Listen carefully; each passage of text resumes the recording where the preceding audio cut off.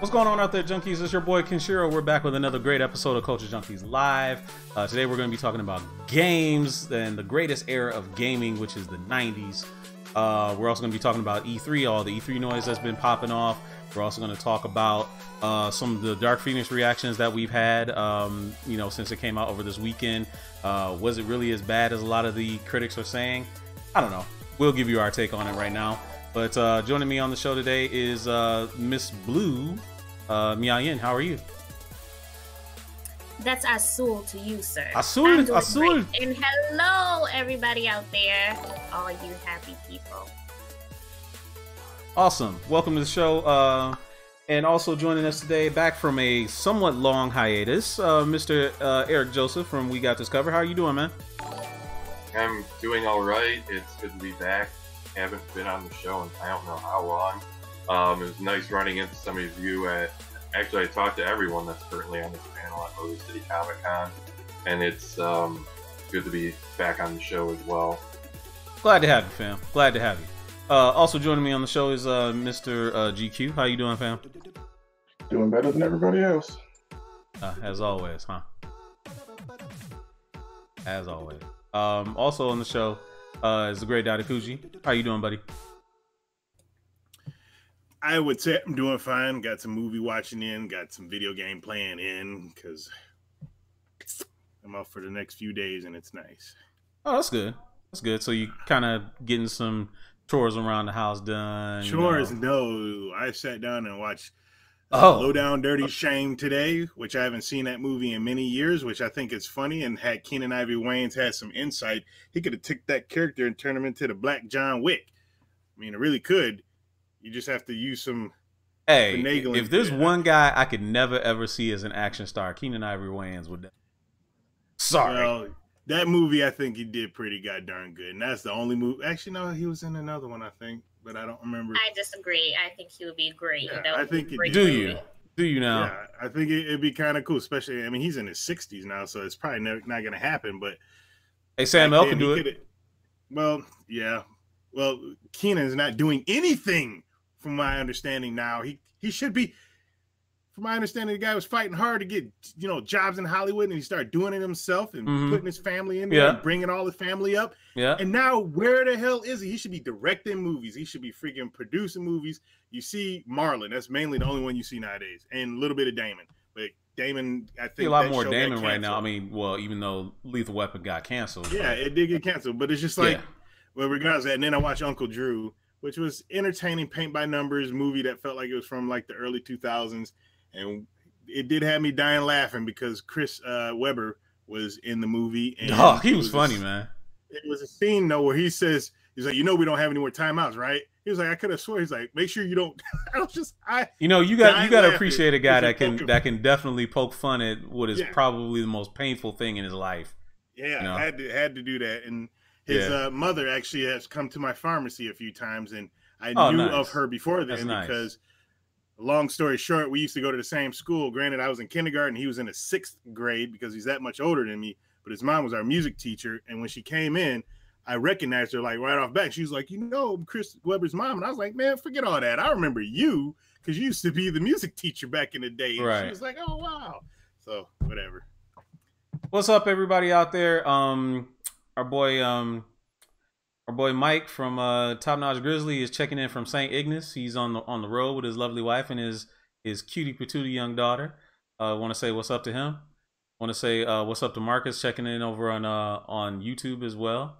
Welcome to the show, everybody. Hope you're all enjoying E3 this past week that's been going on. We're gonna share our thoughts on E3 as we go along. I mean, honestly, I feel like this year's show isn't quite as strong as last year's show, but it's still good. Still good.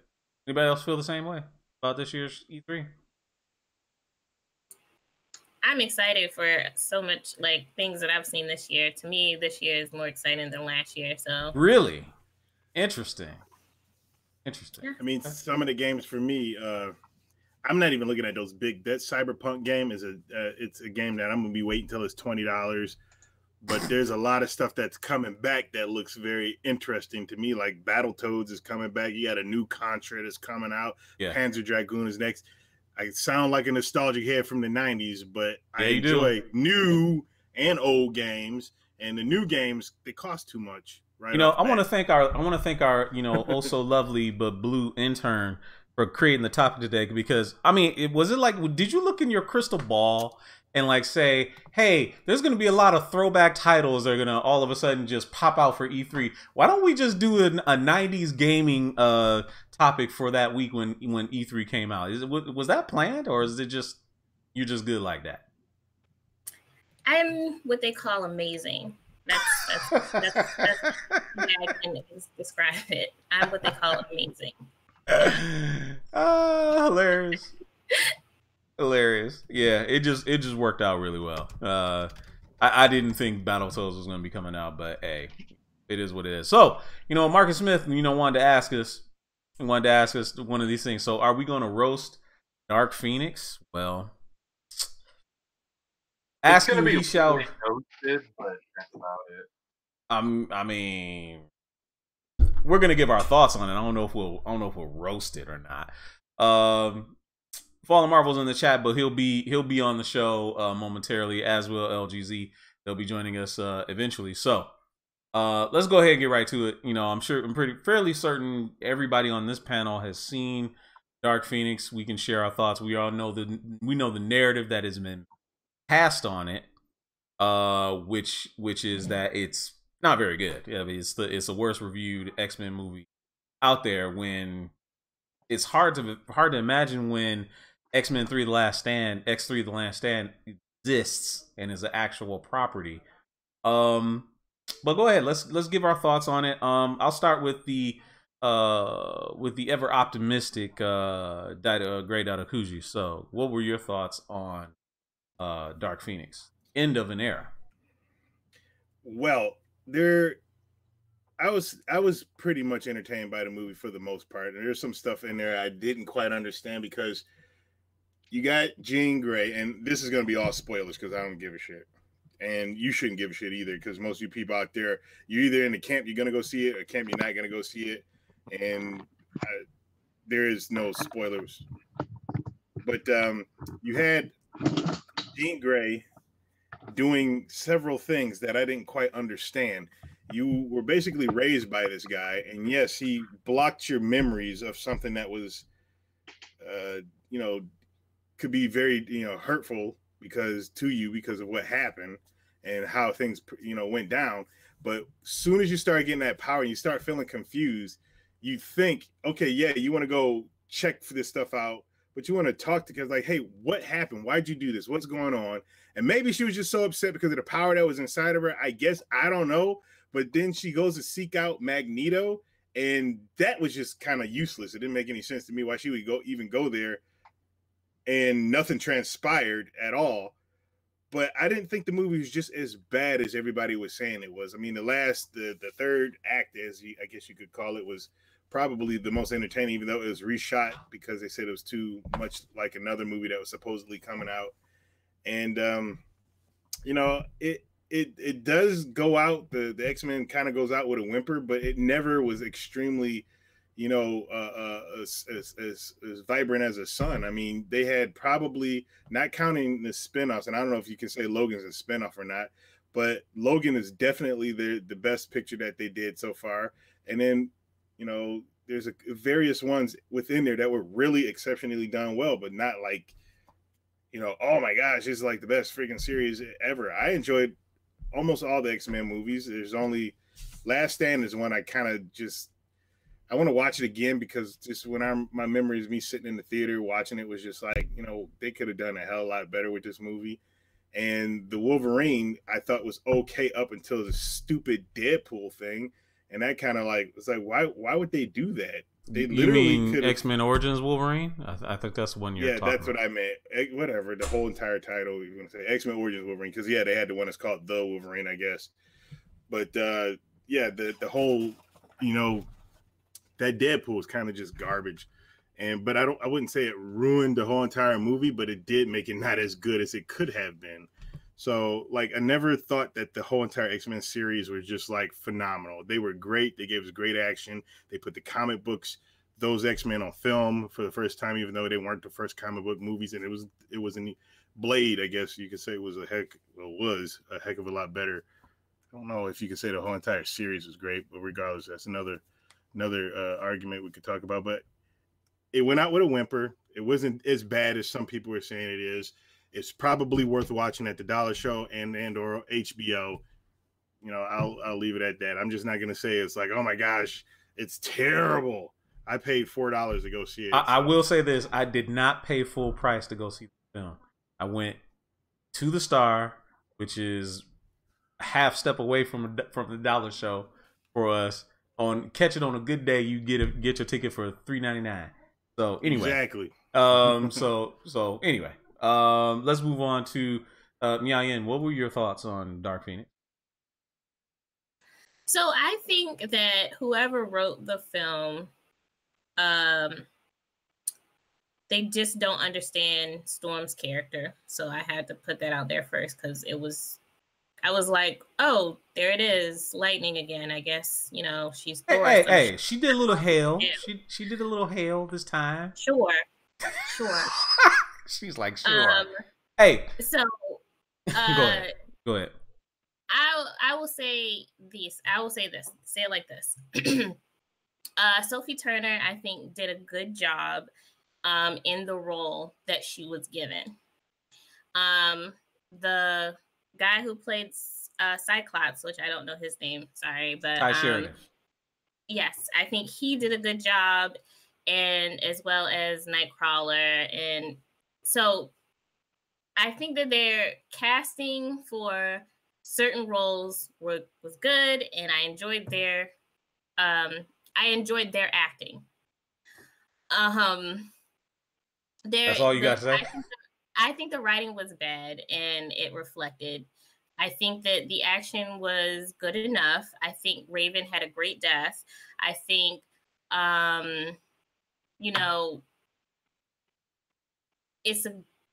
it was put down and it ended, and we don't have to worry about them making another one, because it's not going to happen. So hopefully, whenever. So you're relieved? Is that kind of what I'm getting? You're relieved? I'm relieved. I'm relieved. It wasn't nearly as bad as people typed it out to be, because it's not. It wasn't. It really wasn't. Because in my opinion, those Wolverine movies and The Last Stand were pretty bad in comparison.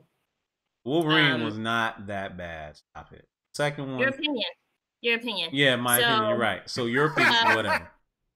So, yeah, just like, yeah, sure. Yeah. Moving along. I thought it was interesting what they tried to do, but like I said, it was entertaining enough. Again, with Mystique or Raven or whoever the heck she was supposed to be, with her and Storm, they did such a bad job. I can admit to that. Yeah, I mean, I just can't. Storm was kind of just there. Storm was just there.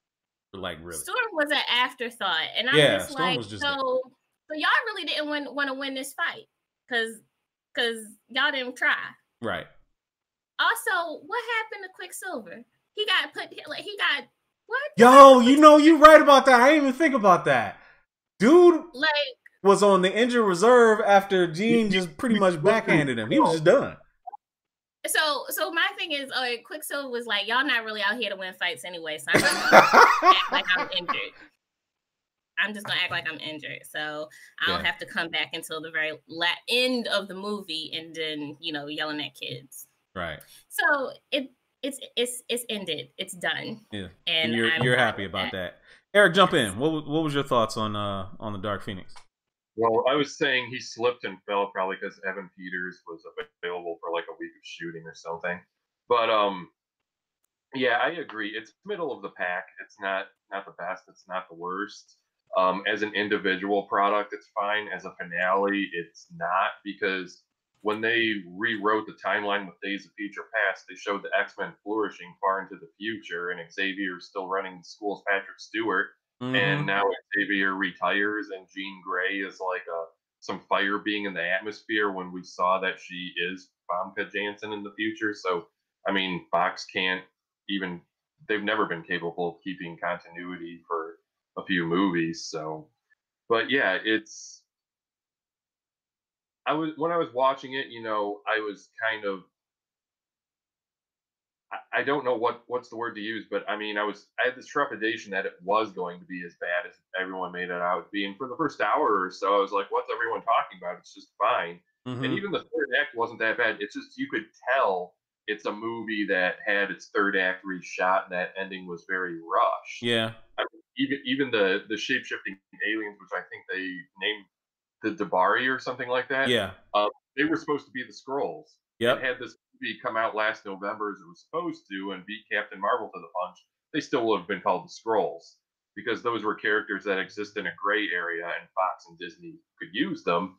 I think they just didn't want to use that name after Disney already did with Captain Marvel. But yeah, there was quite a bit to enjoy about the movie.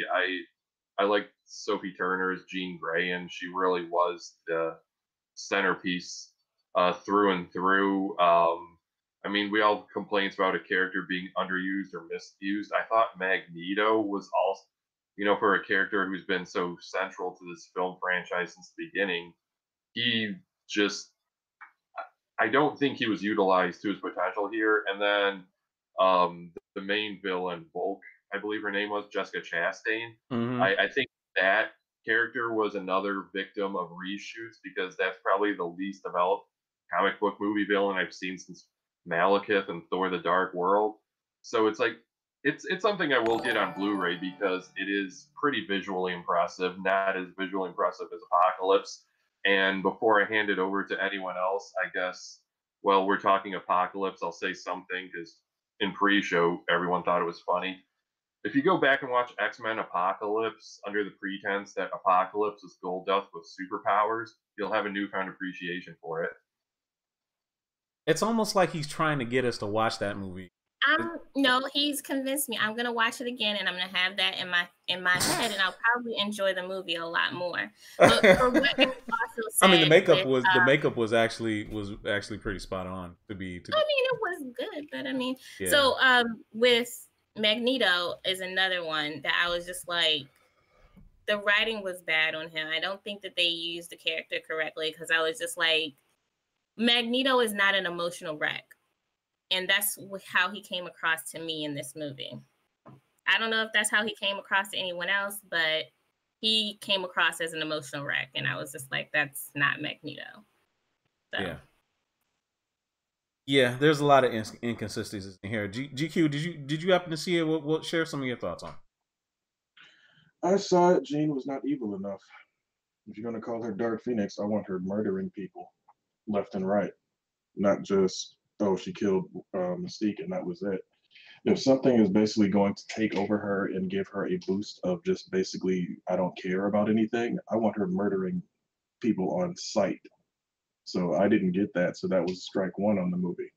I would think strike two would obviously be their inability to keep a timeline that can actually make any real sense, because that's always been one of the drawbacks of the X-Men universe under Fox's hands.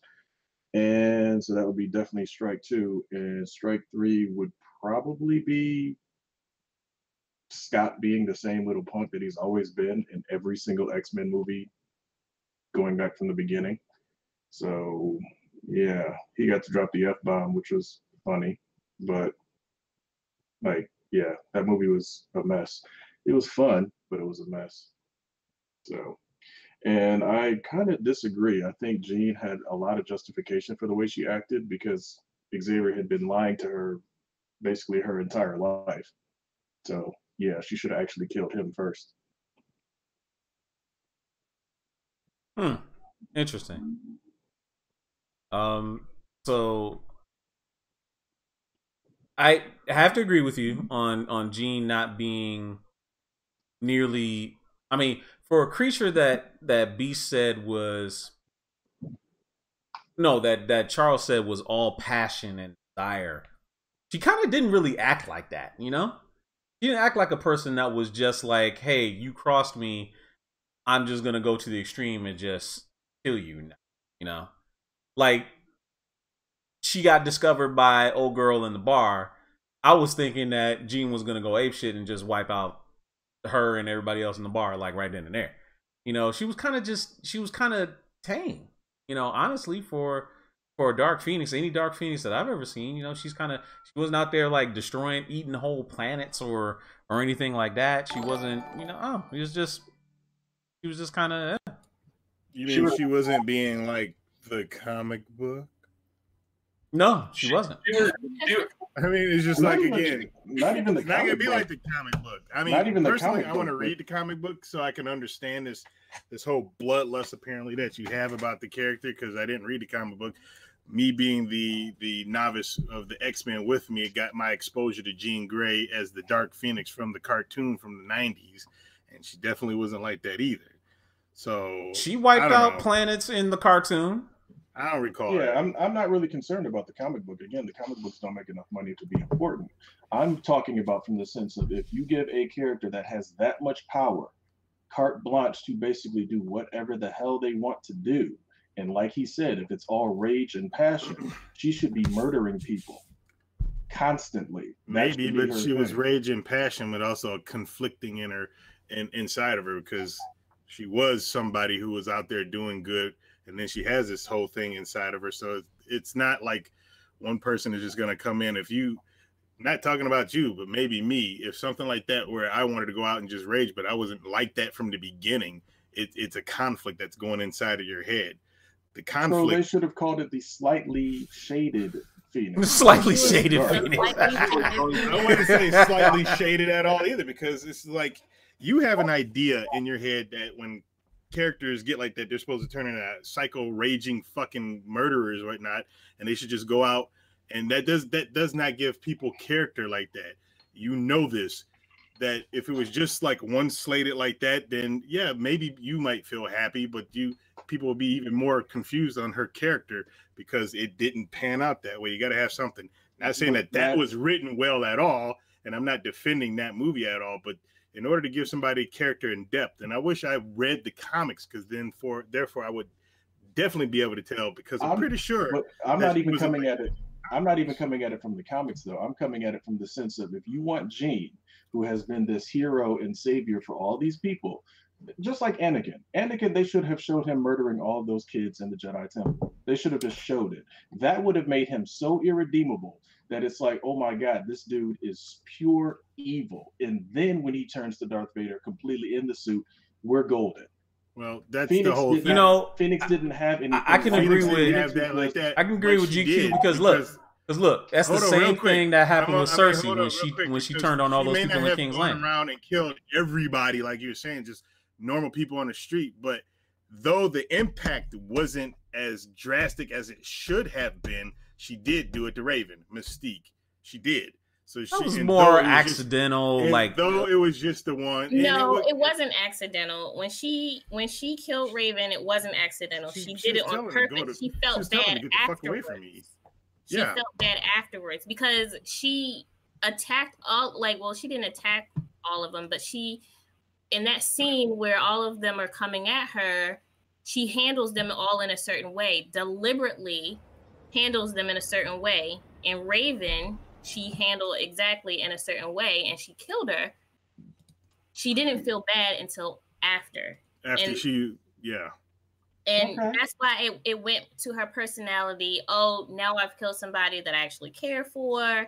And they played off of that with her personality. So that's why she wasn't going around killing everybody. And you know how boring that was to watch a movie where that was her line? She killed one person that she was a friend with. That's why it's the last movie. They don't have to do anything else afterwards. It's done. Yeah. So, they should have gone balls to the wall, murder everything, and make her irredeemable. Like the movies, like the series is over anyway. Why not just do it that way? Right? I don't know. I mean, you guys have a psycho. You killed a certain amount of people. You have how many people did she actually kill besides Jean? I'm sorry, besides Raven. No one. She kind of marked all those aliens. I don't know if you. Aliens don't count; they're collateral damage. Right. I'm talking about actual civilians and stuff like that. Non-combatants. Of those, probably none. 3. None. No, she killed 3. Magneto killed millions. Because there were also. You got to remember, there was Raven and the helicopter pilots. That's 3 people. Ooh. I don't know. I just don't see it being a freaking psycho bloodlust type of character where she's supposed to be irredeemable. Because even from my freaking lack of knowledge, I don't think that's her. Period. In the comics or what have you. So, like, if you want to go on base material, if she did that stuff in the base, then yeah, maybe she should have done that in the movie. But not everybody's gonna go fucking psycho bloodlust. GQ, you need to just understand that's not how good stories are told. Because even Thanos was not psycho bloodlust. He was very methodical. He was very planned. He had this stuff put in order, and that's why people like that character to the point where 2014 Thanos was completely psycho bloodlust. You're talking about the Thanos that was nerfed by Marvel Studios. Well, he may have been nerfed by Marvel Studios. I'm talking about Cinematic Universe most definitely. I can't speak on the comic book one. Infinity Gauntlet. Was it Infinity Gauntlet or Infinity War? I forget which one is the first one. But regardless of that, I did read that one, and I know his obsession with death. I know his obsession with the whole snap that happened. But when you snap your fingers and half the universe disappears, that's not psycho bloodlust. That's not going out. You don't even get your hands dirty. Did you my snap right now could have killed billions in another galaxy. I understand it, but do you understand what 2014 Thanos said he was going to do? Yeah, he said he's gonna fucking kill everybody and redo it in a way where he was in the image where he didn't have to worry about anything. He was going That's to still do not that. bloodlust. That's still methodical, thought out. You didn't hear what he was saying. He said, "I am going to shred the universe down to its last atom." He was going to do that in person. And he said, Infinity Gauntlet. No. He said, "I will shred the universe to its last atom." And he didn't say that. Hold on. Yes, he did. And then with the stones you have found for me. He didn't even say I was going to use the stones to do it. He was going to go out and just freaking do it. Mm-hmm. So Thanos has an extreme bloodlust, especially the 2014 Thanos, and that's still MCU. I know my villains, dude. I know my villains. I know my motivation. I disagree in that manner because I still think he wouldn't have gone out and done it by hand because that's not how he was thinking at all. He would have fucking snapped his fucking fingers or redo the goddamn thing. When he says tear down to the last atom, you can't do it last Adam without the gauntlet. So he would have used the gauntlet 100%. With that big ass ship he had, he could have. No, even without his big ass ship. I have to agree with Dido on this because even though in 2014 that was the Thanos that I guess we saw back then, that never came to fruition. He never ended up being that guy. So because the events transpired differently. Now that the Avengers were messing with time, that was his new goal. I don't know. I don't think he's a psycho bloodlust. Even in the end, it didn't show. He didn't turn out to be that guy when we got to see more of Thanos. When he had his moment on stage, he wasn't that guy. No matter what the actual circumstance was, because if he was that guy then that was still in him. What was he doing? But no, if he was that guy back then that means that is still in him. That's a part of his character. And yeah, and his character changed and grew. That's fine. Again, what was he doing? What was he doing when we first saw 2014 Thanos? What was the first thing he was doing? We know he goes through fucking worlds and clears out the worlds. It's still not cycle bloodlust. The Thanos that we got to see on the main stage wasn't that guy, so the 2014 one doesn't matter. The 2014 one was the last one that we got to see. I need you to find me a movie where the villain is psycho bloodlust he's a flat character that just goes around indiscriminately killing people. I need to find that movie. John Wick 3. Even John Wick 3.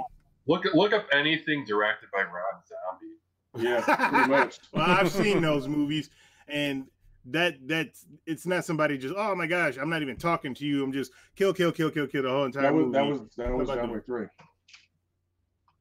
What are you talking about? He was the protagonist, dude, not the antagonist. Oh, regardless. No. He was very much He's an not antagonist. How's he an antagonist, dude? He's the protagonist. He's a fucking titular character of the fucking thing. They're trying to kill him, and he's defending himself. Bringing title characters is not. He is not the antagonist. Who started antagonizing is somebody who's doing something to you, and he's doing something in reaction to. He's not the fucking antagonist. He's the protagonist.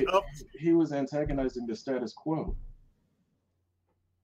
That's exactly what he was. He was the antagonist of that film.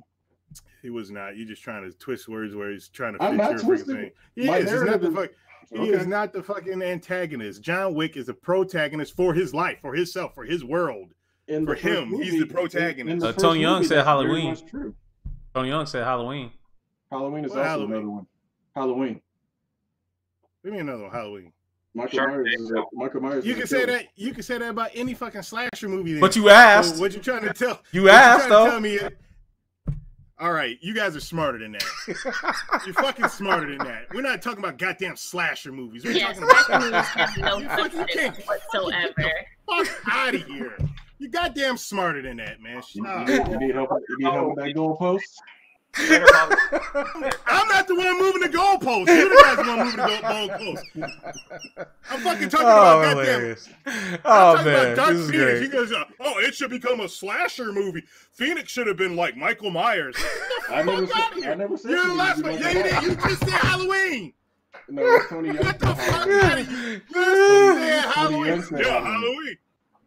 And then you agree with him. Oh, this is great. Dark Phoenix is not gonna be Halloween. Oh, First of all, that was Tony Young's example. Yeah. So I got this game right here called Point Blank. Look at that. $100. These assholes put a $100 sticker on a $13 game. That's all. Hey, that would make me want to kill everybody in the store if they did that. But anyway, hey, look, we've been talking about Dark Phoenix for almost half an hour, so we got other stuff we need to get to, namely E3. Well, before we move on, can I say something, please? Yeah. Hi, everyone. Very quickly. Okay, if I was to give the movie a grade, it'd be a D. Phoenix was kind of weird because it was like Phoenix, but it wasn't Phoenix.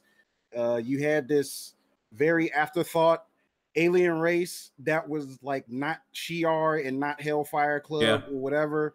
And I found it funny that Beast was ready to murder Jean after like Raven died, as if he didn't have a hand in raising her. Let's see what else.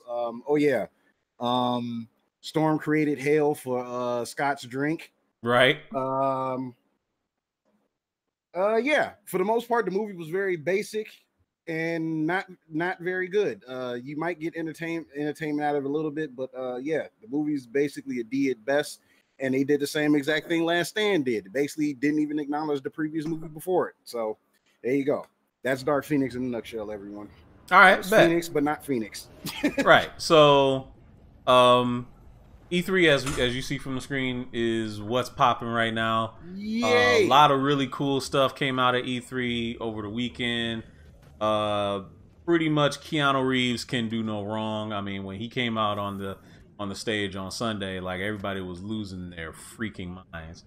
But what has caught everybody's attention this year? Obviously, Cyberpunk 2077. Yayan, you said you were really excited for that. What about that and other stuff that you're interested in?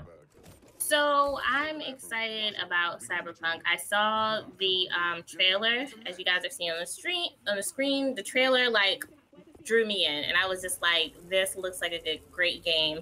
At the end of the trailer, of course, you see Keanu Reeves' character that I guess he'll be voicing and everything, and I'm just like, so you get to play with this guy, like with this guy being whatever to you, because we don't know exactly what his role is going to be, but it's just like, yes, I'm so ready for that. And then thanks to LGZ sending me a great video of the actual gameplay, you can make your own character.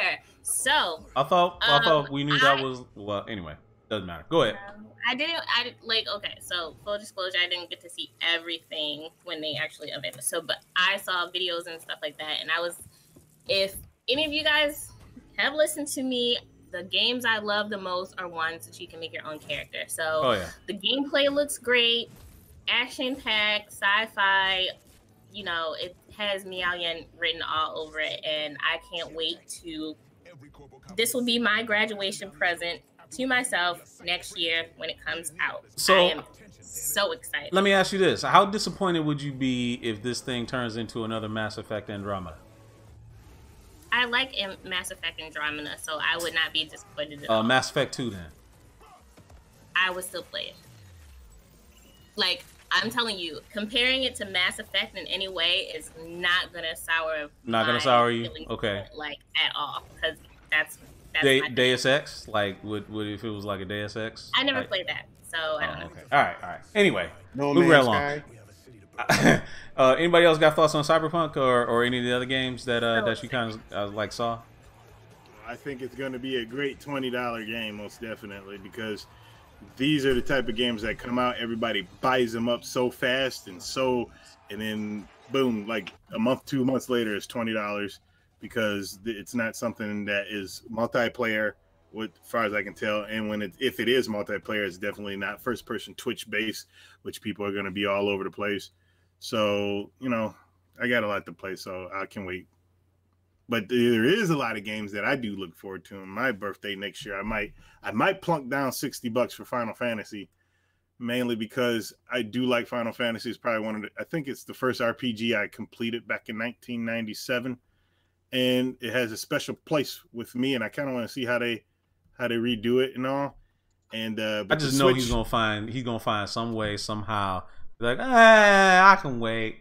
It's Final Fantasy. I can wait. See, the whole thing is $10. You forget about one thing, that as long as I'm alive, those games will be around as well. And anything that's going to be a big seller, there's going to be abundance of them. And there's going to be people that bought them and paid $60 for them and then no longer want them. And then one day I'm going to come across them and it's going to be cheap, real cheap. And then that's when I'll pick it up. And I will experience the exact same thing that I would if it was $60. Would you really, after everybody's like done talking about it? Like, yes, I would. Like, even if it's like 20 years down the road and graphics have gotten a lot better. More than likely, it won't be 20 years down the road. I mean, my collection is pretty large, and I do take time playing my games because every once in a while, when you have way too many choices, it's kind of difficult to just sit down and pick one. But I found a method. I've been using it, as well as games that I really, really want to play. That game looks really interesting, something I really want to play. The only thing I don't like about it is that it's episodic, and each episode is supposedly a Blu-ray disc full of stuff, which I don't know is it the max of 50 or one of those super Blu-rays that have more than 50 plus gigs on it, because you're not getting the whole game when you buy it. You're going to be buying one at one time, and then they're probably still working on it, and later down the road, you're going to get episode 2 to finish it up. That's a little disappointing. That's one thing that makes me say, I'll probably wait, because by the time both of them come out, they'll do a Game of the Year edition where you can get both in the pack. Yeah. And maybe I'll pick it up. Yeah. These games are fun. They're great. And yeah, they are. I don't need to pay $60 for them anymore. That's just how I look at it. But I want to get Panzer Dragoon. But look at this game. The game is just freaking it looks amazing. Gorgeous, and dude. I can wait. But like, I want to like see all these Panzer years Dragoon, ago when they first came out with like these really high-res cinematics, I think Final Fantasy VIII was the first one that they did that, right? It wasn't even 7 where they did like the really sleek-looking cinematic graphics. We were saying then, we were like, oh man, what if the game like looked like this all the time? It would be amazing. And here we are. It was probably 8 more than likely, because 8 I think was when 8. They weren't to have the chibi characters. They didn't. They were always they went away from that. Like they went with like actual realistic proportions and stuff. So speaking of which, I'm actually they did announce that they were doing a remaster, that, which I'm very glad about because now they're finally showing Part 8 some love. Right. And I think they've been kind of treating 8 like a bastard child for a while. And I didn't like that. Haven't they though? So, you may not like that, but 8 was total garbage. 8 oh dude, like that's like hurting me. 8 was the demo. 8 was 8 was garbage. 8 for me was that was my first video game soundtrack that I bought. That was the first Final Fantasy game that I bought and played. Dog, it was just like 8 has a special place in my heart, like 7 does for you. Because I was over at Will's house watching him play Final Fantasy 7. I didn't buy it for myself, but I was so enthralled with it. I'll say, the next game that comes around, I'm gonna get it. So I did. So there we go. I maybe get 8 the remake because I did not play through 8. I played the demo, and the demo did not impress me because I did not like the magic system. I didn't like that you had to suck the fucking magic from the enemies. That's dumb. You should learn the magic, or like in this thing, if you find a materia, you hold on to it forever. You don't lose it. When you suck the magic from people, you only had it for a certain amount of time. You use it all up, you gotta suck it again. That to me, I didn't like, but I have more patience. That made now. the gameplay interesting. It might have made it interesting, but from playing other ones, because I played Final Fantasy 7, and then I moved on to Wild Arms, and then I started moving on to other RPGs, and all of them, when you learn magic, you keep it forever. If you run out of SP or your MP rather, then you can't use the magic. Then you got to get some more. Then I understand that, but I'll give it another chance. Yeah, I was gonna say Simon Says just brought it up in the chat, but let's talk about this real quick, can we? Like this ridiculous collector's edition that they put out there from the Square Enix store, $329, dude. No. As much as I love the series, I'm not putting that much. Hey, you know what? I gotta ask Mr. Moneybags in the group, GQ. You know what? I have to say something about that because my brother used to watch this. Let me say that again.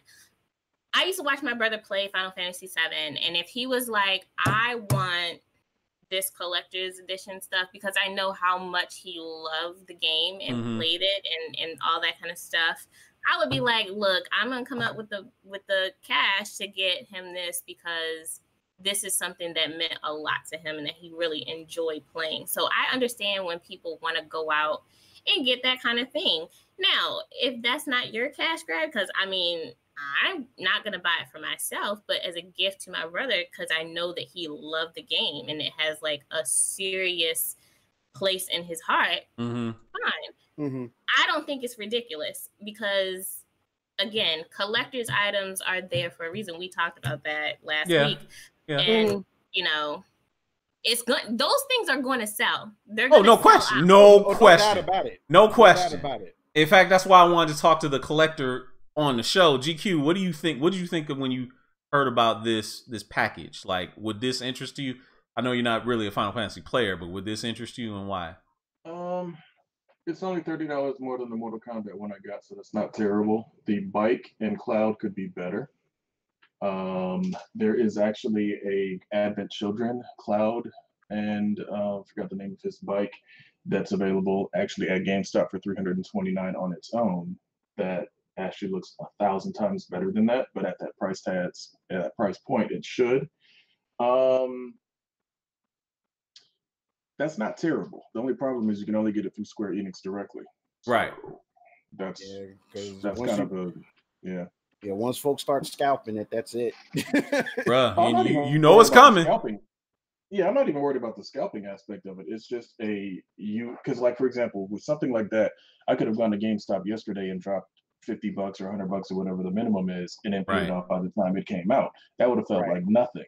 Right. But if to drop $329 plus tax right then and there, right at the just to make sure you get it, that's kind of you better really, really, really want it, because now you've just dropped $330 plus tax or whatever, wherever you live, on essentially a $80 statue with a $100 bike. Because the art book is probably going to be sweet, but whatever. The steel book, everybody does steel book nowadays. That's nothing. The CD ain't nothing. Right. The little DLC crap ain't nothing. So basically, that realistically priced, that should have been a $200 collector's edition. Just being straight up realistic about what they gave you. Because even the Mortal Kombat one, yeah, it comes with a full-size Scorpion bust. It's still plastic, ain't nothing special. That one probably should have been about $240 at the most. So this Final Fantasy one, yeah, this Final Fantasy one should have been about $200, you know, and then just leave it, call it a day. Yeah. The deluxe edition I think comes with an art book and a steel book. So it's like you're getting most of what you would get with this. I can find a better statue. Right, exactly. And that's kind of the way I look at it too. It's like paying $329 for this, I don't know, but you know, I understand there's fanatics out there that definitely would do that. But here's, you know, you bring up an interesting angle. It's like, okay, them doing this on the Square Enix store as an exclusive, do you think this was maybe a shot at like to try and recapture some of like the control from like GameStop and stuff like that? No. It's them selling their product. This is one of their flagship games. This is something that they know that their fans want. They're giving the people what they want. They're not like most companies don't give a shit what smaller companies under them are doing. They are making sure that their people, that they're supplying their people with what they want. And people want this. They're going to buy it. Not only that, they're ensuring that every single one they make is sold. They don't have to make a whole bunch to send out to a bunch of stores that may or may not actually sell them or need them. Yeah, and just on top of that, I mean, they pretty much, just like you said, they do it with pretty much all of their flagship games. They did it with 15, and I was one of the lucky people that got the Ultimate Collector's Edition, which was probably about $70 less than this, even though I think in comparison, that 15 came with more stuff and compared to this one. But they're going based on like how much people love 7 above all else, and they're going like, it doesn't surprise me that it had that markup, but it's just a simple fact that I would probably be more willing to get it if they had like a limited edition Final Fantasy 7 4K like Final Fantasy 7 Advent Children on 4K with like a limited edition steelbook or something. If they threw that in there with it, maybe I would throw the money down on it. But it's just like, as it stands, as much as I do love the series, I could probably just be all right with just the deluxe edition. Like I'd probably be okay with just the deluxe edition. But just like we've been saying, Square Enix ensure that this is going to sell, because if they already got a date, it's already on the website. If 15 sold out like within the first hour after they announced the date, I'm pretty sure this thing is probably going to be hard to find already as it is. Like it's going to sell regardless. Right. So we got other games like Doom Eternal that got announced. You know, and had a trailer this past weekend. So excited about that. Yeah. I'm so excited. Share your brief thoughts about it. Classic. Very quickly. Doom is a classic. It's a game that I'm going to talk about when we, from the 90s. And it's one of the first shooting games, like more violent games that I played when, I was younger, that really got me into gaming. So when I saw this, it's new, it's kind of gritty and everything, in sheer Doom fashion. I'm all on board. So how old were you when you played your first Doom game? Like, because you were pretty young when the first ones came out. I don't know. Like, I did everything through because I have 2 older brothers. Right. So, I did everything through them, and I'm pretty sure I snuck on the computer and played it while everybody else was asleep at night. Right. Then had bad dreams about it, of course, because of course, of course, of course. But in any case, I'm excited just to see it, just to see what they're doing with it. Now, like the other games that we talked, or like Cyberpunk, which I'm probably gonna get that soon as it comes out, or at least within the month. I'm not gonna get Doom right away because I'm not gonna play. I know I'm not gonna play it right away, but I'm like still excited to see what it has to offer. So I'm looking forward to it. Also, so I know that so this is another thing with E3. I know that Xbox had their whole thing with Borderlands, and they had a couple other games and stuff. And I've been talking to a couple of folks about it, and they have the Game Pass on Xbox Live, and that might be something that if I get access to games that would normally cost me $60 to play. If I just pay $14 a month or whatever, and I'm getting access to all these games and I can play these games, that's, to me, isn't a bad deal. That's a great deal, actually. I'm actually in the market. Like, I'm thinking about getting an Xbox later this year. I don't know if it's going to happen, but that would be that's one selling point for me. Well, honestly, wait to the Scarlet. Dido has a different opinion on this. Well, no, I was gonna say if you have a halfway decent computer, you already have an Xbox. I'm being serious. Well, I know that too, but they're gonna have, because with that with the Xbox Live, you can play it on your PC and all that kind of stuff. So if you don't want to, like, if you're traveling or whatever and you still want to game, you can do that. And like, I have a gaming laptop, so. Well, no, I guess that's what I mean, because the Xbox app is pretty much your Xbox Live, so you'd still be able to play with all those people. True, but I also like playing on a big screen, and I don't always hook my computer up to a big screen. I hear you. No, I hear you on that. I hear you on that. But that's just a thing, because I know people are crapping on Xbox and stuff like that, and I do have PlayStation. I don't see that. I can play everything. I can play it on PC. Absolutely. I can play it on Xbox. I can play it on PS4. But I just thought that was a great idea. So that might be one thing I do with a game like Doom if I decide to go that route. Yeah. So. Do something, Microsoft. Anyway, I was just playing. But I think. So what do you mean by that, though? Because a lot of people say that kind of stuff. I'm like, what do you mean, like, do something? I'm just kidding. Anyway, okay. I thought you were in line with the other folks. But okay. No, I have an Xbox One X, so I'm just playing. Anyway, the Ultimate Game Pass is actually kind of cool. I actually took advantage of when they had the Game Pass on sale for you get 3 months for $1.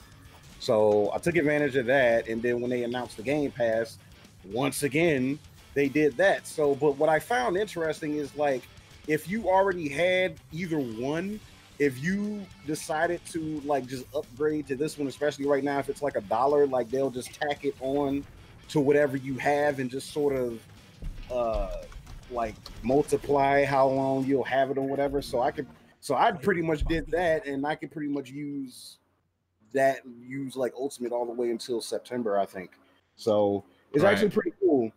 And I mean, Microsoft, I think, had a pretty solid conference this year, and it was kind of nice for them to kind of more or less focus on actual games that they're making. Mm-hmm. So that Battletoads, cool. Which is one of the things that I just showed. Yeah, which is cool.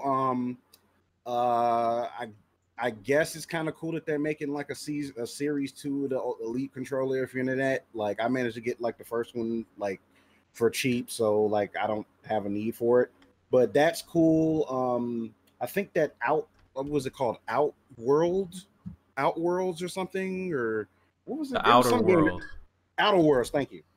That game looks interesting. It looks interesting to me. But other than that, I think the only thing that really stood out to me, aside from Cyberpunk, and probably was the announcement for Tales of Arise. If people are familiar with the I saw the trailer for that. Yeah, another Tales game. The gameplay for that looks really good, and it's definitely going to be different from what the normal gameplay for Tales has been. So I'm actually really looking forward to this one. It really looks good. Right. That one stood out to me the most. It's because before we switch gears and change subjects, can we talk about this one? I gotta get in, man. Wait. Gosh, so he mentioned it really quick, and I wanted to say I'm also excited for the Outer World, because it's by the folks who did Fallout, and it's basically a sci-fi version of Fallout, and I'm all here for it, and I'm gonna play it. Period. whenever I get it, I'm gonna play it. So, right. Real quick before we move on to your Avengers, I want to give a quick rundown on games that you guys, because you guys are Microsoft. They bought Double Fine, which I don't know if you know who is the creators of the Psychonauts series, and Psychonauts 2 was also announced. Saw that. I definitely want to get that because I love the first Psychonauts game. But yeah, we spoke on Battletoads. I have my little notes here. I'm gonna make it short as possible because you want to move on. Yeah. But one of the biggest news, even though I don't play this game, is that still in Microsoft and Rare is that Banjo-Kazooie is going to be in Smash Brothers. Yeah, which is something that I never thought I'd see ever. So all the characters that's in Smash already, it's not that really big a surprise to me. But no, it's a surprise just because the character is owned by a different company that is a rival. So that's why it was surprising because Rare is owned by Microsoft, and Microsoft and Nintendo aren't. I don't think that applies to Smash much anymore. I mean, I'm being straight up honest. The same thing with Tekken, like, you know, having or even like DOA where they had the Virtual Fighter characters in there. Now Mai Shiranui is going to be in the new Dead or Alive. So, you know, as a crossover with King of Fighters. So, you know, as far as those type of crossover games go, I don't think the whole rivalry even matters. It's just probably not. It was still surprising to me. Yeah. Now you could talk about your event. Well, no, like because like you know, a lot of people were kind of up in arms about the Avengers game, and you know, we waited I don't know how many years till we saw this game. 3.5 roughly. Yeah, and about 3.5 roughly. You know, and then it comes out, you know, you see this trailer, and some people are upset about some of the character models that, you know, faces don't look very good. Costume design looks pretty bad, like hippie Tony right there. You know, Captain America's, you know, costume and stuff like that. I mean, I know, you know, a lot of people have, you know, a lot of gripes about it. And legit or not, I mean, they are what they are. I myself, you know that they still have a year to get it better with a lot of these character models. So I think it'd be fine. I mean, Crystal Dynamics, they do really good work, and they haven't really, I mean, for the most part, let us down. So what were you gonna say, Eric? Right. Let's get into it. And what is really wrong with the Avengers game right now? And the answer is nothing. You may not like the character models, and a lot of people are complaining because they don't look like the MCU versions of the characters. And when I was reading, you know, about that something was coming with an Avengers game, you know, soon enough, I never expected it to look like the MCU because it's not tied into the MCU. You know, when Arkham Asylum came out in 2009, I wasn't expecting to see Christian Bale in the game. These characters have existed for decades before the MCU. They've existed in comics, animation, those timeless classics that were the Captain America movies in the 70s. We'll never forget. The red brown ones. But yeah, why'd you bring those up, man?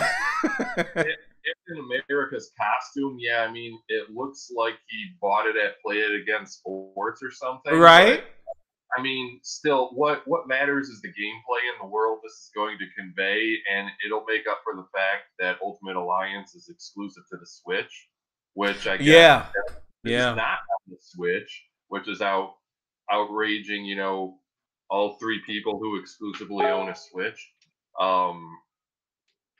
But yeah, it's, I mean, and like I said, you know, people being upset about the character models, the game they have a whole another year until this game comes out. They'll improve it. This is the same deal like when Marvel vs. Capcom Infinite came out with their first trailer, and Chun-Li looked like crap. Like, and a lot of the character models looked really bad, but when the full game came out, the character models were fixed and they were fine. So it's the same deal here. Yeah, the Avengers brand is hot, so I'm sure this game is going to sell. As long as it's good, you know, they're going to be printing money. And, you know, some of you were saying, you know, E3 was a little underwhelming this year, and in a way it was, and I'm not, you know, as much of the gamer as I used to be, but Avengers is the one I'm most looking forward to. I mean, it's yet another E3 where no Splinter Cell game was announced, so that got me disappointed. But I thought there was a Splinter Cell game. I could have sworn I saw a video for new Splinter Cell. No, that was him in another game as a character. That was a mobile game. Well, that sucks. The disrespect to mobile games. They got no respect for Sam Fisher. Right. Yeah, so LGZ, I want LGZ to jump in real fast. She's just joined the show. How you doing, L? Hey, what's going on? Oh, she's trying to look all sophisticated with her glasses and everything on today. Yep. Okay. Tell them how dope Cyberpunk is. Cyberpunk is super dope, yo. I don't know if you guys got a chance to watch the trailer for the Cyberpunk 2077, but yes. Oh my gosh, I watched the trailer. Trailer is badass. Watched like 40 or 50 minutes worth of gameplay. Actually, I watched a couple videos, so probably more than that, but really good game. I'm super excited. I wasn't really excited about E3 because, you know, that's really not my thing. However, this was like a bright and shining light to come out of this, and I'm excited. So wait. Is it only because you saw Keanu Reeves that got you like all hot and bothered? The Keanu Reeves part, I mean, because literally when you watch the trailer, the game trailer is like maybe like 4 or 5 minutes. Yeah. And you don't even see Keanu Reeves until like the last 20 seconds. So prior to that, it's badass. Like seriously. It looks really badass. No, it definitely was. So I'm, you know, and even when the on the gameplay on the video, I didn't even see Keanu Reeves in the video that we did on the gameplay that they did. So it wasn't. I mean, that's not even a. But I mean, it's exciting. I'm excited to do it. I'm excited to when it comes out on Xbox. I will definitely be getting it. So me and my son. So you're gonna be bogarting your son's Xbox and just taking over and be like, hey, you can't play today. You want punishment. This Xbox gonna have to come to my room. It's gonna stay in there. Well, it's already in here, so it's fine. Okay, so anyway, she already ready. She already ready. Anyway, the next question I kind of wanted to have, and this kind of relates to the whole E3, you know, wasn't, you know, all that hype. What do you think they could possibly do to improve the home experience? And I know, you know, I'm dyslexic and I messed up on the wording on the title card there. You know, y'all make fun of me as much as you want to, I suppose, because it's saying improve home experience improvements. I mean, can we go back to Avengers really quick because of yeah. Go ahead. For the Avengers, of course, like a lot of people have problems with the models, and my whole stance on it is that a lot of people see when they hear Marvel, when they hear Avengers, all they think is MCU, and everything doesn't have to be attached to the MCU under the Marvel banner because, you know, obviously Marvel has a lot of stuff going on.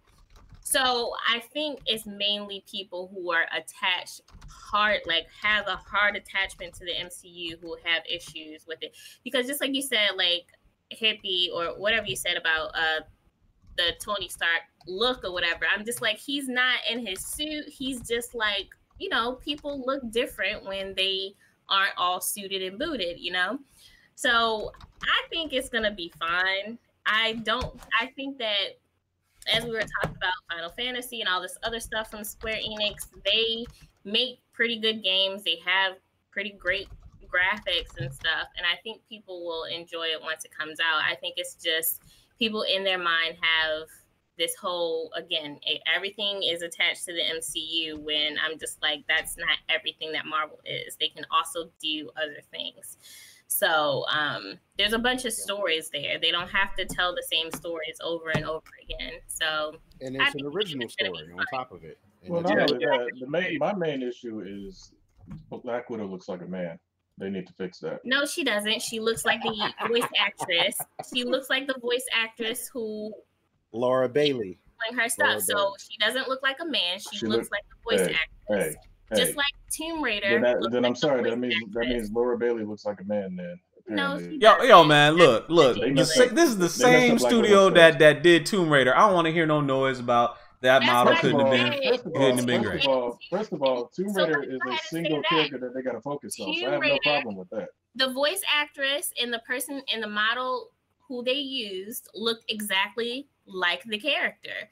Except Black Widow doesn't look like that. The same thing well, obviously she does because that's how they make her up. Find the freeze. Matter of fact, bring up the trailer again and freeze frame it when they show Black Widow up close, and you will see those managed features. No, no. What? Wait, those graphics look horrible. They look like. Thank you, L. You know what? It's all in beta stage. That's it's cool, but you know how you see like they have like the Kellogg's Frosted Flakes, Tony the Tiger, and then they got those Frosty cornflakes, and that guy looks totally different. It is not great value. Exactly. My thing is this: I'm not really concerned about it looking like the MCU because I already understand the amount of money that they would cost to even be close to that. No. Again, other people don't matter to me. You already know that. Other people are whatever. They can swallow a hollow point at full maximum velocity. That's fine. He says Sony Spider-Man is a great job with his own game, not part of the MCU Spider-Man. But that was Sony making that. That was not. That was Spider-Man who wears a mask all the time, and the only thing we really see of him is the back of his body. That's the main thing about this game. We're just going to be seeing the back of their bodies through the majority of the game. It's those close-ups they got to get Black Widow not looking managed. She don't Cap's costume is awesome. As long as Black Widow doesn't look like a man. Look, this is my only problem. This is my only problem with the game. Go back to what? Go back to Black Widow when they show her. He wants you to do a close up on her face. Just stop on her face when they show Black Widow up close. Looking all managed. She looks like she got to draw Steve Rogers. She got to draw a square to Steve Rogers, man. She looks like draw square to Steve Rogers. You ignorant dog. Right there. That's man. That's straight up man. Some women have square chins. Like she got to draw square to Steve Rogers, dog. You ignorant, dude. Productive and fast, and that sure as hell ain't seducing nobody. That is nonsense. You've never heard of a handsome woman, Chris? No. I would a handsome woman? All the fire. I would kill that with all the fire. I was going to say, though, part of the issue with people being so attached to the MCU is you might also have a lot of people who were like 10 years old when Iron Man 1 came out. So hey, can we talk about this? When has Tony ever done that? Took the helmet off in mid-flight. What? Why not? Are you serious? No one's done that. No, he ain't never done that. He just did it. When you do that, that's when you have the open step, fleet horse, falcons at your wrist, and the wind in your hair. Exactly. But again, straight is up. Is that your problem, really, Kenshiro? Like, no, I don't care. I don't really care. I already told you. I don't really care. I was just bringing up something that Tony Young said in the chat. I don't care. I know this game will look better when it's released. I don't care. I am not having that mannish Black Widow. And all the female characters doesn't look mannish. Gorgeous. Yes, she does. She doesn't look mannish. She looks like a woman. She looks like Black Widow. Yo, stop. Tony Young tripping, dude. Like Black Widow. and Kahuna tripping too. He was like, that looked like Caitlyn Jenner. Tony Young's like, that's Nate Drake in drag. This is what we got to do. Speaking We're of not which, gonna have this kind of speech. That's like my only issue with this game is the fact that when I see and listen to Tony Stark, I hear Nathan Drake. That's going to be my only issue with the game. Yeah. Again, Rob Eisenson's like, she kind of resembles Kate Mulgrew from Star Trek Voyager. I can see that too. Little old Captain Janeway. Leave that woman alone. No, I will not. Ain't nothing wrong. Ain't nothing wrong with a woman with strong features. She looks like the last woman that gets picked and all that kind of stuff. Whatever. She looks like the last woman that gets picked in a brothel. No. Damn. Straight up. Damn. That's cold, man. She's looking almost as bad as that chick from Dodgeball. So no. Absolutely not. Unibrow. Yeah, she looks like Unibrow. Yep. I hope they keep her exactly. That's cold, man. That's so cold. I will personally go into the code. I will personally go into the code myself and fix her face if they leave her the same. That's cold. That's so cold. I didn't hear about that. She looks fine. That's so cold. That's so cold. Anyway, that's a lot of talk on E3. I'm sure we'll get into more E3 talk next week after that. Full convention is over. We've gotten to digest some other things. I definitely want to talk about that Dragon Ball Z Kakarot next week because, dude, that game for me is dead on arrival. But we'll talk about that next week. Anyway, so the golden age of gaming, we know the '90s was like the golden age of gaming for sure. I mean, we had home consoles was really starting to just really blow up then. We had PCs at home, and PC gaming was really robust. Still had the arcades that were in full swing. The fighting game genre like exploded in the '90s. So let's talk about kind of like the golden age of gaming, and go a little bit about kind of what was everybody's preferred method of gaming. Like for me, I had a PC at home. I loved playing on my PC. Like I remember the memories of as a kid playing, X-Wing and TIE Fighter and Star Trek, the 25th anniversary, games that you couldn't get that type of experience on a console, but I did enjoy the consoles too. And of course I enjoyed the arcades, but being at home playing on PC, that was kind of like my big thing if I wasn't playing on Nintendo. What was what was yours, Dido? I already know you're going to say consoles. Right? Well, yeah, it was. For the most part, I had a friend that lived down the street, and they had the PC, so I did get my PC gaming in from, Doom, Wolfenstein. There was the first-person shooter that was Wolfenstein X called Blake Stone. I got my first experience with Warcraft back then, and I think StarCraft, but it was definitely Warcraft, because Warcraft was not like what World of Warcraft was at all. Right. It was like a strategy game that... You probably played Warcraft too. That was like super popular. Yeah, back then. It was kind of like StarCraft, Warcraft, if I remember correctly. I didn't particularly like those games, but when it came to gaming, the games that I like to play, for whatever reason, the PC just could not do it. Super Turbo Street Fighter, that is, was on PC. The freaking controller was garbage. And for whatever reason, it didn't play like the Genesis or the Super Nintendo one. Our arcade, the PC should have been arcade perfect, but it wasn't. And I don't know why PC gaming, for whatever reason, PC gaming to me was good, but it was not console good at all. For getting my Sega Genesis back in 1991, that's when I got mine. I didn't get it when it came out in 80. It was a toss-up between Super Nintendo and Genesis, and Sonic the Hedgehog sold me, even though I was a big-time Mario fan and eventually did get a Super Nintendo probably a year later, because I love Mario as well. But Sonic was brand spanking new. It was like, what the heck is this? It looked, at the time when it came out, you didn't have the Super Nintendo. You had the Nintendo, and I had a Nintendo, and I got rid of my Nintendo to get a Genesis, and there was no comparison in graphics at all for those two systems. But the competition was friggin' heavy as shit when it came to Super Nintendo versus the Sega Genesis. I had them both, so I played both games, both systems, what have you. But the Genesis definitely had a tug. So you were more. I was console. total Sega. Yeah, I was console. Total console. Total console. LGZ. I mean, you did play a little bit of gaming back in the day, right? Like I did. So I had the first Nintendo console that ever came out. The NES. I had that. Yes, and so we had Super Mario Brothers. We had Tetris. And what was the hunting game? And then Duck Hunt. Yeah, and then right. Right. I got other games like Mike Tyson's Punch Out and stuff like that. And then what you know about the RC Pro-Am? Is that the driving game? The motorcycle? I remember that one. RC Pro-Am was the truth, man. A damn green car. It was a top down. It was a top down like racing game with like little remote control cars. Okay. Yeah, kind of cool. Yeah, I didn't do a lot, but because a lot of the times I spent like at the store, we went to the store and we played all the cool games at the corner store or whatever. My brother and me. So did y'all have Funko Lands down there, like in the area where you was at? Like Funko Land was the precursor to GameStop. That's where everybody used to go. All the bad little kids used to be in that store, playing the games like all day long, because they would have the setups there. They just play them all day long. No, we didn't have that. We just had like corner store, big old arcade games that we would just play or whatever. But But I think my first fighting game, I tell everybody this, I love Contra. That's my game. It was old school. I loved it. It was good. So, and then of course you have the one. The new Contra, right?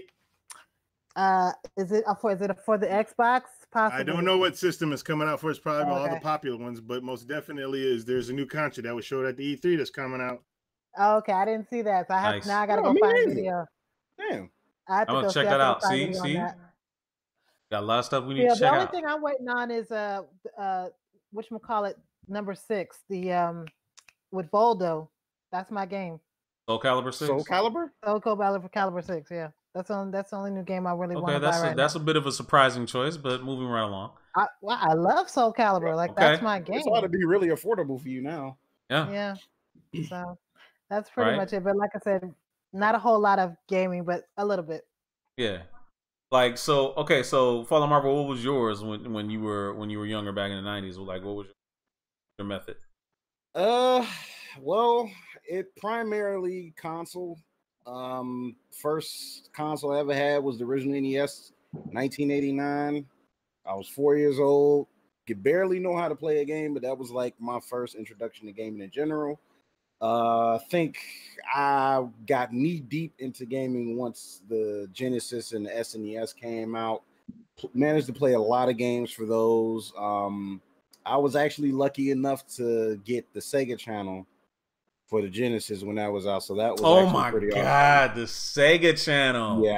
Yeah. That was pretty awesome. And because of having that introduced me to a game that I think was exclusive on the Sega channel. It's called this game called Postman. If you don't know what that game is, imagine if Sonic and Mega Man had a baby. That's Postman. Yep. It was a very fun pissed game. off they never put that on cartridge. That's over a visual here. It came out, of course, in Japan and Europe, but it was exclusive to the Sega channel over here. Though if you had a Nintendo Wii, you could have downloaded it and played it. Interesting. Yeah. Very, very fun game. So, but played most of the game. A lot of games for SNES. I had a lot of favorites for that one. Missed out on the Saturn, unfortunately. Or fortunately, depending on how you looked at it. For me, I rather think it's unfortunate because there are like a few games for Genesis, Saturn that I thought were actually pretty cool. But I did, a few of them, you know. Yeah. But I did also have the ill-fated Nintendo Virtual Boy, if you guys remember that. I actually, of course, we do. GQ's got one, and I think my favorite game for that. Oh, okay, he cut out. We'll come back to him. GQ, what was your favorite method of gaming back in the day? Favorite method of gaming was console. PC games never offered anything. No, go ahead. No, Fallen Marvel's back. Go ahead, man. Oh, go ahead, finish. Dropped out. Sorry. I think what I was trying to say is my favorite game for the Virtual Boy was Telero Boxer. So it was kind of like basically like a first-person boxing game. It's okay. All right. So like that was like I think like a strong second was Super Wario World for that. Mm-hmm. That was actually pretty cool. So playing the Virtual Boy, did you develop vision problems? Is that why you wearing glasses today? Because you know that was kind of like the rub on that system back in the day. Dude, it was hard to see in that thing. I didn't start wearing glasses. I was like 15, and I think like Virtual Boy came out before that. So it might have you might have developed vision problems from playing that damn thing too much. Just saying. All right, go ahead, GQ. I mean, like I said, for me, console was my preferred method of playing. PC didn't really offer anything that I liked. Like Dido said, Street Fighter was garbage on PC, so why would I play it on PC? Obviously had every system with the exception of the TurboGrafx. Had a Genesis for a little while. Didn't have a Geo, but who actually did in most cases. And I went to the arcades a lot, to be honest. Like, because fighting games is my preferred game or preferred genre. So I would usually end up going to the arcades a lot, play some stuff with Street Fighter, basically lab it up at home, and then go to the arcade and then, apply what I had learned. And then, of course, obviously you had Turtles in Time, Teenage Mutant Ninja Turtles, which, of course, are getting the arcade one-up release. So, played a lot of that type of stuff in the arcades. And then obviously Marvel vs. Capcom 2, X-Men versus Street Fighter, all of those various things. That's what the Saturn was good for the import versions of those games, with the exception of Marvel Capcom 2. That was more of a Dreamcast perfect port. And that was just that was my main thing. Like I played a lot of the, the same genres I played at home. I was playing the arcade versions. And then of course, when arcades went away, I was still, doing console fighting games for the most part, and then a few adventure games here and there. So that's kind of, and because like the 90s, like you bring up the arcades and how you would go to the arcades and play the games. It was like when we were kids, like back in the 80s, like going to the arcade, it was like you couldn't get that experience anywhere else. You had to go to the arcade in order to play a lot of those games and like get the level of graphics and the fun. And of course, having to pay the money was not fun, but you would swallow it, be able to sit in like an afterburner cabinet that moved all up and down and around and everywhere, or sit in like the cockpit of like the turbo machine or whatever, or even Star Wars. In the 90s, that kind of stuff kind of went away, where they had like the experience cabinets, unless you were playing like Daytona or something like that, which obviously was a runaway hit back in the 90s. Daytona. I can still hear that damn song in my head. It's a great song. Oh my God, I can still hear that song in my head. Let's go away. Oh, stop it. I love Daytona soundtrack. Daytona soundtrack to me was great. I'm not going to say. Did you buy the Daytona soundtrack? Is that what you're saying? I didn't have to buy it because it's on the freaking. Well, now it's on the internet, but it's on the CD. Remember back in the day in the 90s, kids. Yeah. CDs were new for video games, so they would put the actual soundtracks. Red Book Audio, Tobal #1 soundtrack on the CD. Yeah. Pop it in the freaking CD player. Yeah, you got buddy. Your freaking soundtrack right there. Yeah, so buddy. That part was amazing. The 90s was just, as you say, golden age. I wouldn't call it the pinnacle, but it was just the competition brought out great games. You always had something great to play. Yeah. You always had somebody trying to innovate. You had Sega fucking screwing up shit.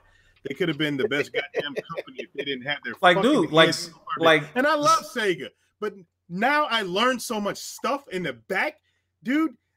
One of the things that just irked me the most is the PlayStation story. Nintendo fucked, Sony. Yeah, they did. Everybody knows. Yeah, they did. But the thing is that Sony went to Sega next, and the fucking president of Sega, who, if I was in his shoes, was like, oh my gosh, Nintendo fucked you guys. We hate Nintendo. Let's fucking kill them. Let's crush them. These assholes like, you guys don't know nothing about video games. Why should we do anything with you? It's like, what the fuck is wrong with you? All you had to do is look at the fucking hardware spec. Right. Exactly. That was that shit that fucking kills Sega. You got these assholes sitting in suits that probably didn't even play video games. Of course they did. Fucking controlling. Of course they did. Like, we're Sega. People love us. But I still love Sega. I still love some of the games that they brought us. I love them just as much as I love Nintendo because of the games they brought us. The only thing Silent Scope. I had that was a Sega game. Huh? Silent Scope. That was a Sega game. I was like, no, that was Konami. Was that Konami? I thought that was. Sega Konami did the. were beasts back in the 90s, man. Konami is also a shit. Yeah, they were. Konami was amazing back then. The 90s, they brought out some of the best stuff. We talk about Contra, Castlevania, Silent Hill. That was a freaking game that came out in the 90s. And there's tons more that I probably won't be able to spout off the top of my head, but it's just that era. Wasn't Zombies Ate My Neighbors theirs too? No, I don't. That was LucasArts, if I remember correctly. Like, that game used to creep me out, but like I always hear good stuff about it. Yeah, I wanted to buy it, but I'm not buying it now. All right, Konami published it. Yeah, but the LucasArts developed it. Okay. The only thing good Konami is doing is bringing out that Turbo Graphics Mini. That's it. And that gives me an opportunity. Yo, I'm getting that, dude. I'm getting that. Just for nostalgia's sake, I'm getting it. For real. Yeah, I wish I had the opportunity. I just remember being in a Value City, and it was a TurboGrafx in there, and Value City for fucking like $100. I'm like, Mom, come on, give me this. She was like, no. I'm like, no. Come on. Look how please, Mama, get it for me, please. No, you got games at home. Right. Right. In the chat, it looks like somebody's talking about some of the old game stores. Oh, that would be Meow Yin. Mm-hmm. Maybe Toy Store, EB. Going to those places. Babbage's. Babbage's, EB Babbage's Games, was more of a computer game store though. EB Games. No, it wasn't. Babbage's was just EB. Yeah. No. I'm talking like in the early, like when you went to the Babbage's at Fairlane, it was more. There was a lot more computer games. Babbage's was always owned by EB. I know, but I'm just saying, like back in the day, in the early '90s, they was more of a computer store than it was a console store. I worked at Babbage's Fairlane. Wow, cool. Probably ran across each other if we walked in that place. More than likely, any store that any of you guys have ever worked at any point in time in any mall, I've definitely run across you at one point in time because I went to all the malls, right, all the time, every single one. If it had an arcade, I was going to that mall. Absolutely, that was a guaranteed. And that's I think it's kind of funny because we probably all crossed each other's paths. What do you think the best arcade was back in the day? Like, of course, our home arcade was Main Street, Wonderland, at 12. Wonderland killed all of them. Wonderland was much better as a Main Street. Wonderland was good as far as being around the area, but Tilt was the best. Did you ever go to Magic Tilt? Planet? Where was Tilt at? Tilt was in Lakeside Mall. That was the two. Oh yeah. That's right. Yes. You could buy. Every machine was on sale to buy, including that $60,000 Sega Coliseum. I have to say, I've never been to Tilt because that's really far, and my mom was more than likely not driving over there. Like we went there one time. Which one are you talking about? High school. I can't remember which city it was in, but it was like a big arcade pizzeria, and it was Major Magic. No, Magic. That's 80s, man, not 90s. Major Magic, I think, was still in the 90s, wasn't it? And since I spent part of my childhood in Kansas City, Missouri, I can't even remember the name of it, but there was a good arcade at the mall there. And I remember when I was younger, like playing Teenage Mutant Ninja Turtles there, and then eventually, when I was there for the summer a few years later, playing Mortal Kombat 2 on like this huge screen. Yeah. Cool. Tilt was the first arcade in Michigan to get Mortal Kombat 2. And that became my arcade as soon as, because I played Mortal Kombat 2 in Vegas before it came out, on this side of the country, basically. So as soon as I found out Tilt was going to be the first arcade to get it, that became my go-to arcade. I didn't care how far it was because I was driving by it. Dude, freaking my first was playing Mortal Kombat 2 is at Trapper's Alley downtown Detroit. And I remember skipping school just to go down there, using the freaking computer lab to print out the goddamn, fatalities and shit, and trying to freaking do them at Trapper's Alley. That, gosh, those and freaking Schmitty's. I used to love that. Roscoe's. Schmitty's was good. Roscoe's. Red Barn? Red Barn down in Taylor. Red Baron was in a Red Barn. Yeah, in Taylor. Of course, there was Wizards Arcade. Wizards on 8 Mile. I'm sorry, 8 Mile and Shaner. Excuse me. Yep. Roscoe's downtown. There was a lot of arcades. There used to be a ton of arcades in this state, and we're down to like 5, maybe. Like, I'm supposed to be going to Chicago next weekend, and you best believe I'm going to Galloping Ghost. I'm definitely going to Galloping Ghost when I go to Chicago next weekend. That's a destination. Yes, absolutely a destination. So we talked about our preferred methods of gaming, but what were like some of your favorites like on each console back then? Yeah, go ahead and talk, man. Don't listen to him. So, I'm sorry. It's her topic, and I'm not even letting her talk. I'm sorry. That's all right. Because my preferred method of gaming was different than a lot of you guys. Being the youngest child and the only girl, my brothers used to give me the unplugged controller. Yeah, that was your preferred method of gaming. So my preferred method of gaming was not the console, but the PC.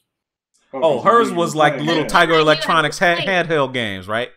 Also, then I knew I was playing when I was playing on the computer. Also, don't let Eric off because Eric didn't get a chance to go either. But I'm going to give a shout out to my brother Terrence Jones. He knows who he is, and also my other brother Robert Jones, because they used to basically have to get me off the controls because I was the youngest, but I was like a master at Asteroids and Space Invaders and all those games when I was a kid playing on the Atari. Yes, that's the 80s. I don't care because I was good, and they hated the fact because it was like, give your brother a turn. Daddy's gonna be on that game all day long. That's not fair. Yeah, so I was younger. I was a prodigy. Well, hey, I was a prodigy.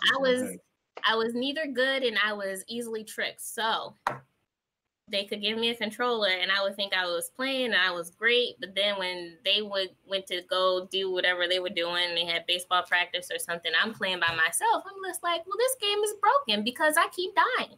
I was not That's what happened. But anyway, my preferred method of gaming was PC gaming for the longest time. So that's where your Quake comes in. That's where Unreal Tournament Doom. And that's where Doom came in, because those are games I love to play. And I was damn.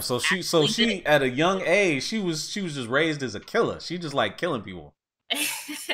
Like for real. I mean, it was more search and destroy, and it's not always killing. I mean, that's the way I look at it. I had a mission to do. Anyway, I also enjoy games like SimCity 2000 and like Age of Empires. So I had a good mix of like strategy games, and then obviously those strong shooter games. No wonder I ended up being in the military. But so those are just fun games to me, and that's why I'm like so happy that they're like still around. But I'm not gonna lie, when I did play on the console, and I love me some Sonic.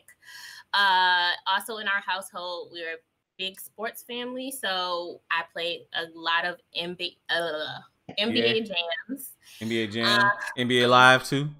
Yes, and then I played.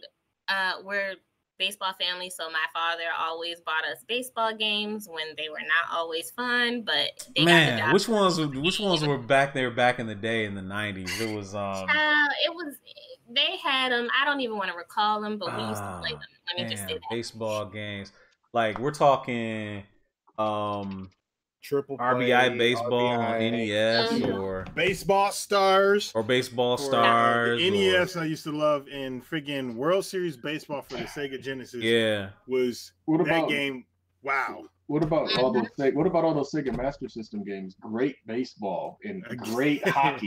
Yes. I'm like, dude, all these games are not great. Shut the hell up, man. Right. Yeah. And my dad and I'm actually really good at billiards, because my dad also used to buy that all the time on console, and that was the game. Man, your dad should have been playing Virtual Pool on the PC and just been done with it, because it had best graphics. It was so nice playing Virtual Pool. No, his philosophy is that he's buying this console, he's gonna get a game that he gonna play. Damn these kids. First of all, how much graphics can you really have in a pool game? It's a green table with some colored balls. Hey, look. The balls were somewhat 3D virtual, photorealistic, so it was really good. Whatever. The only thing that mattered for graphics was battle chess. That was it. Watching them pieces come to life and kill the other pieces, that was great. That was the only thing I cared about on the PC. Other than that, well, no, that's not on PC. That's on console that we were playing these games. But I understand that. I'm just talking about in the sense because Kenshiro's over there trying to say the PC version of Pool is better. Blah, blah, blah. It was. I don't know about all that. It was. Wow. Okay. Okay. Also, Need for Speed. I still love me a good racing game. On PC. So Need for Speed was kind of my bag, in Gran Turismo. So yeah. What about Road Rash? Road Rash on the Genesis. The Truth. That sounds like something Miao Yin would be playing. That road race. I mean, I would love people with bats and whatnot. Right. I mean, I would love that kind of stuff. But my preferred weapon was the chain. I didn't play those, but like, okay, so in the 2000s, obviously there is. Wait. Did Eric get a chance to go? Because I know he chimed in about the arcade. Go, definitely, Eric. Look at it. Definitely go ahead, Eric. All right. Well, I was a console gamer.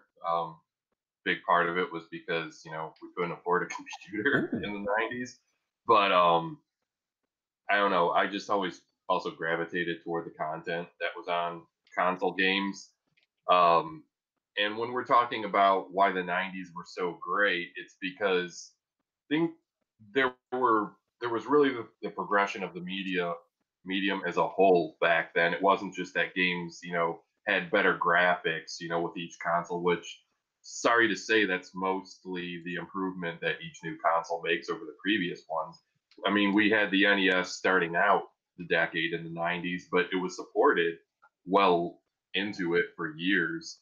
But the Super NES and the Genesis really kicked off what I would say was the first definitive console war. And I did have the Super NES. My favorite games for that were probably A Link to the Past, Super Mario World, the Mortal Kombat games. I actually had quite a bit of a variety of gaming that I probably don't now, because I also played hockey games and stuff on that. But yeah, you went from just the 2D side scrollers and stuff, and then when the PlayStation and Nintendo 64 came out, we had these fully 3D worlds to explore that you really didn't, in a sense, before. And I mean, though I wasn't really a fan of the franchise, Tomb Raider was a big game changer that I'll acknowledge. But PlayStation is really, I think, where certain franchises came along that I, went on to love for the rest of my life. And I know GQ and Kenshiro are waiting for me to say it on air, but Resident Evil. There it is. Resident Evil 2 was the first one I played in the series, and that, I haven't stopped loving it. I mean, I've loved it less at times. There was that period between Resident Evil 4 and the Resident Evil 2 remake. So we're talking like 2004 through. Wait, you said between Resident Evil 4 and the Resident Evil 2 remake, you're like, I'm done Resident Evil. I'm well, I mean, that's a lot of games between it. I mean, I played those games in between it, but aside from I didn't play Revelations 1, but Revelations 2 I recently played, and that was pretty good. But yeah, there were a lot of games there that just weren't Resident Evil. I mean, Silent Hill, which I refer to as my home away from home when we're talking about the town itself, which I don't know what that says about me personally. Of course, then you had Metal Gear Solid, which really also changed the landscape when it came to cinematic storytelling in video games. And there was really just so much to love. I know I mentioned Nintendo 64, but the only game I ever owned for it was Ocarina of Time. I just kind of fell off Nintendo around that point. I mean, I eventually got a GameCube in the decade to follow. I mean, not to get off our timeline, but yeah, I went Sony for a bit, and these days I have no brand loyalty to speak of. But yeah, just a great time for gaming, and I've never been quite the one for fighters. I'm not good at them, but I'll always have that nostalgia and love for Mortal Kombat. And yeah, I remember, having those sheets of fatalities, buying every magazine you could to find. I'm sure everyone remembers buying the magazines, and when Mortal Kombat and Street Fighter were on the cover of EGM and GamePro like every single month, and GamePro was like 300 pages.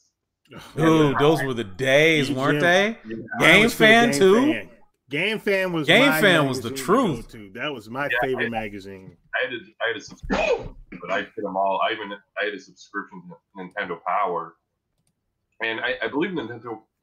I'm sorry, stuttering. This is what I get for waking up at 4:30 this morning. But Nintendo Power, for those who remember, also really, I think, spearheaded what we know today as the strategy guide. Because before then, you pretty much just bought them. They were like novels, and you had a writer basically having some narrative giving you tips through the game. Like I remember reading one for The Legend of Zelda, and he's like, okay, now you're going to take graphing paper and you're going to draw this grid, and this is where you go, and this is where everything is in Hyrule.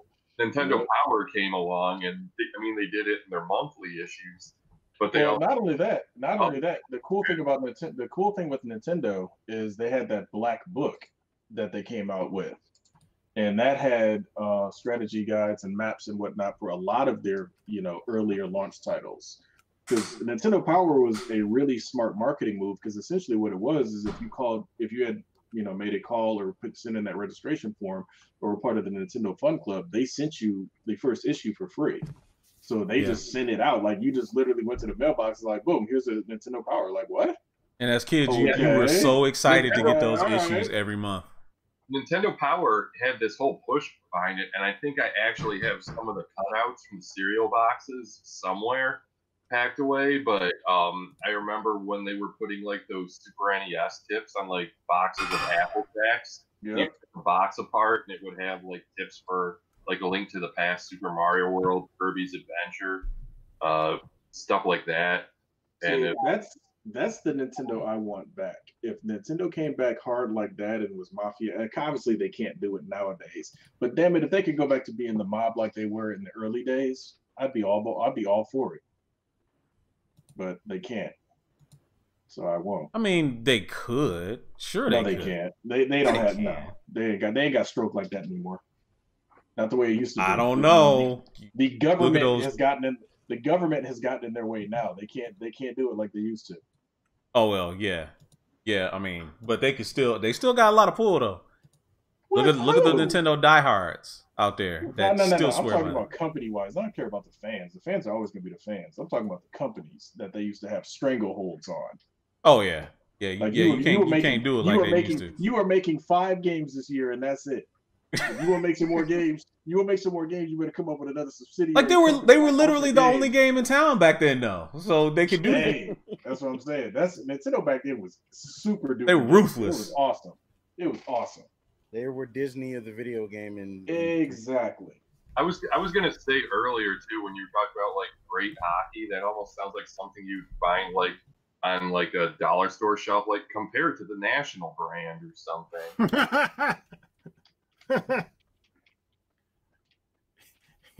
I need to pop that in there. I got it over there. I never played it at all before. The great hockey's basketball, baseball. I mean, to see what it's like. Is anyone surprised to hear that?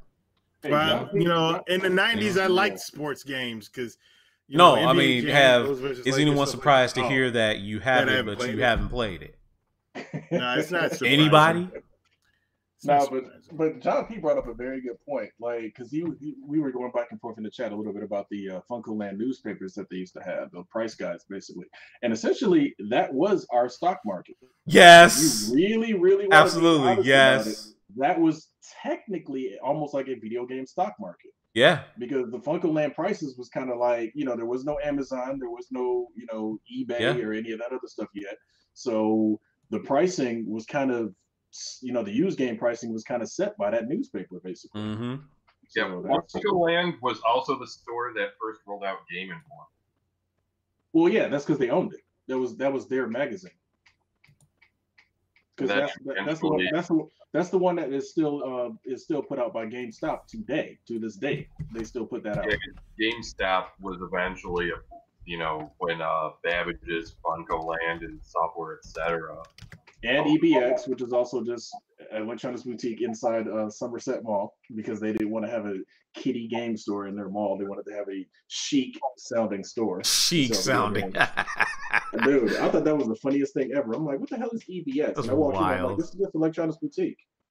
And they were like, they literally said they would not let us name it the store electronics boutique. They said they had to sound better than that. I'm like, it sound better than that. Wow. I'm like, the store is called Electronics Boutique. How much more bougie can you get? For real. Like, okay. That's why we had to just start calling the EB games. It sounded cooler. Yeah, well, did you pick up the new Street Fighter at Electronic Boutique? I just pulled up this newspaper. Which one?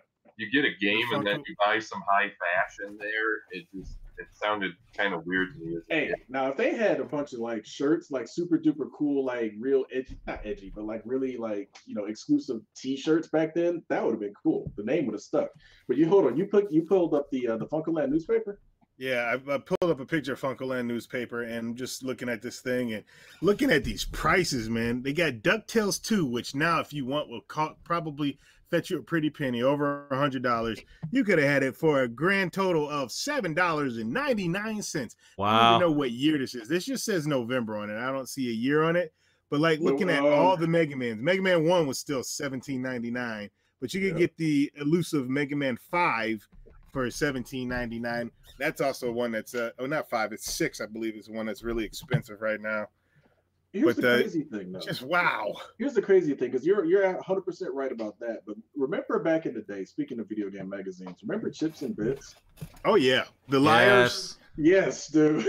Remember, anybody in the chat chime in if you remember Chips and Bits, because Chips and Bits was ridiculous. Chips and Bits would be the freaking company that if Nintendo said, okay, the Super Nintendo's been out for a couple years, we're thinking about working on another system. Doesn't have a name yet, nothing, whatever. The brand new Nintendo blah, blah, blah available right now. In the back of that same issue, Nintendo don't even have this thing yet, man. How do you supposedly have it? Like, come on, man. They used to try to act like they were selling everything. They were worse than eBay scalpers trying to sell you pre-orders for something that they don't have yet. That's what they were back then. Chips and Bits is all the eBay scalpers in the world. I need to look at some of those Chips and Bits ones. And it was like the screenshot for it said Zelda 2, and it was a screenshot of it Simon's probably Quest, was. and then they had Castlevania 2 Simon's Quest, and it was like the screenshot from the Adventure of Link. But yeah, I was gonna say, who else remembers the GamePro TV show? Oh, I remember that. Very vaguely. Very vaguely. What is that guy's name? Because he actually does a lot in TV now. Jeff? No, it's not Jeff Keighley, is it? No. This is a whole different dude. There was the one zany guy that was like his side. GamePro TV. I'm gonna look it up. GamePro TV. The main host actually does a lot of. He produces a lot. Oh, it's JD Roth. Like, yeah, thank you, JD Roth. Well, yeah. I knew it just from looking at it. Yeah, JD Roth does. He still produces a lot of television. I'm like, dude. So yeah, but that was the thing. I remember I used to sit around sometimes looking at that Funko Land paper. Damn, you ain't kidding. He does a lot. I just need to buy like a whole bunch of these games, and I obviously never got around to it. But dude, like, if you had, it's just like some of the stuff that's in that page right now are worth so much now. Oh yeah. Just like I put in the chat, Hagane. Hagane was a game that was supposedly super rare for the Super Nintendo. They were selling it for $1.99. And I'm just like, you are not getting that game than less than like $200, $300 on eBay for Hagane, and probably $500-$600 if it's complete. I'm just like, $1.99. Exactly. God, that's the thing, man. That's back in the day. There was all that stuff just there, and again, it's always the hindsight argument of anything. It's like, man, if I could go back in time and do. That's what it always is with a lot of this stuff. That's why like I am the way I am now. I'm like, you know what? I'm not going to wait anymore. I'm just going. If I want it, I'm going to buy it. If I got the money to buy it, I don't even care anymore. And that's I feel the same way. And the reason why is like, because when you look at those newspapers and you see all those games, I don't think PlayStation 2 and PlayStation 3 and Nintendo Wii games are ever going to hit that stuff like that. There are ones out there now that you could have got cheap, and they're like, for example, Futurama for the original Xbox. Futurama, original Xbox, is a pretty expensive game. If you find it out in the wild, you can sell it for a good. It's not going to get you over $100. You probably get like $40, $50 for it, but it's Futurama. But regardless, there's not a lot of them, but like there's games in the NES. The NES right now, you know, the games are not what they used to. Remember Super Mario Brothers and Super Mario Brothers Duck Hunt?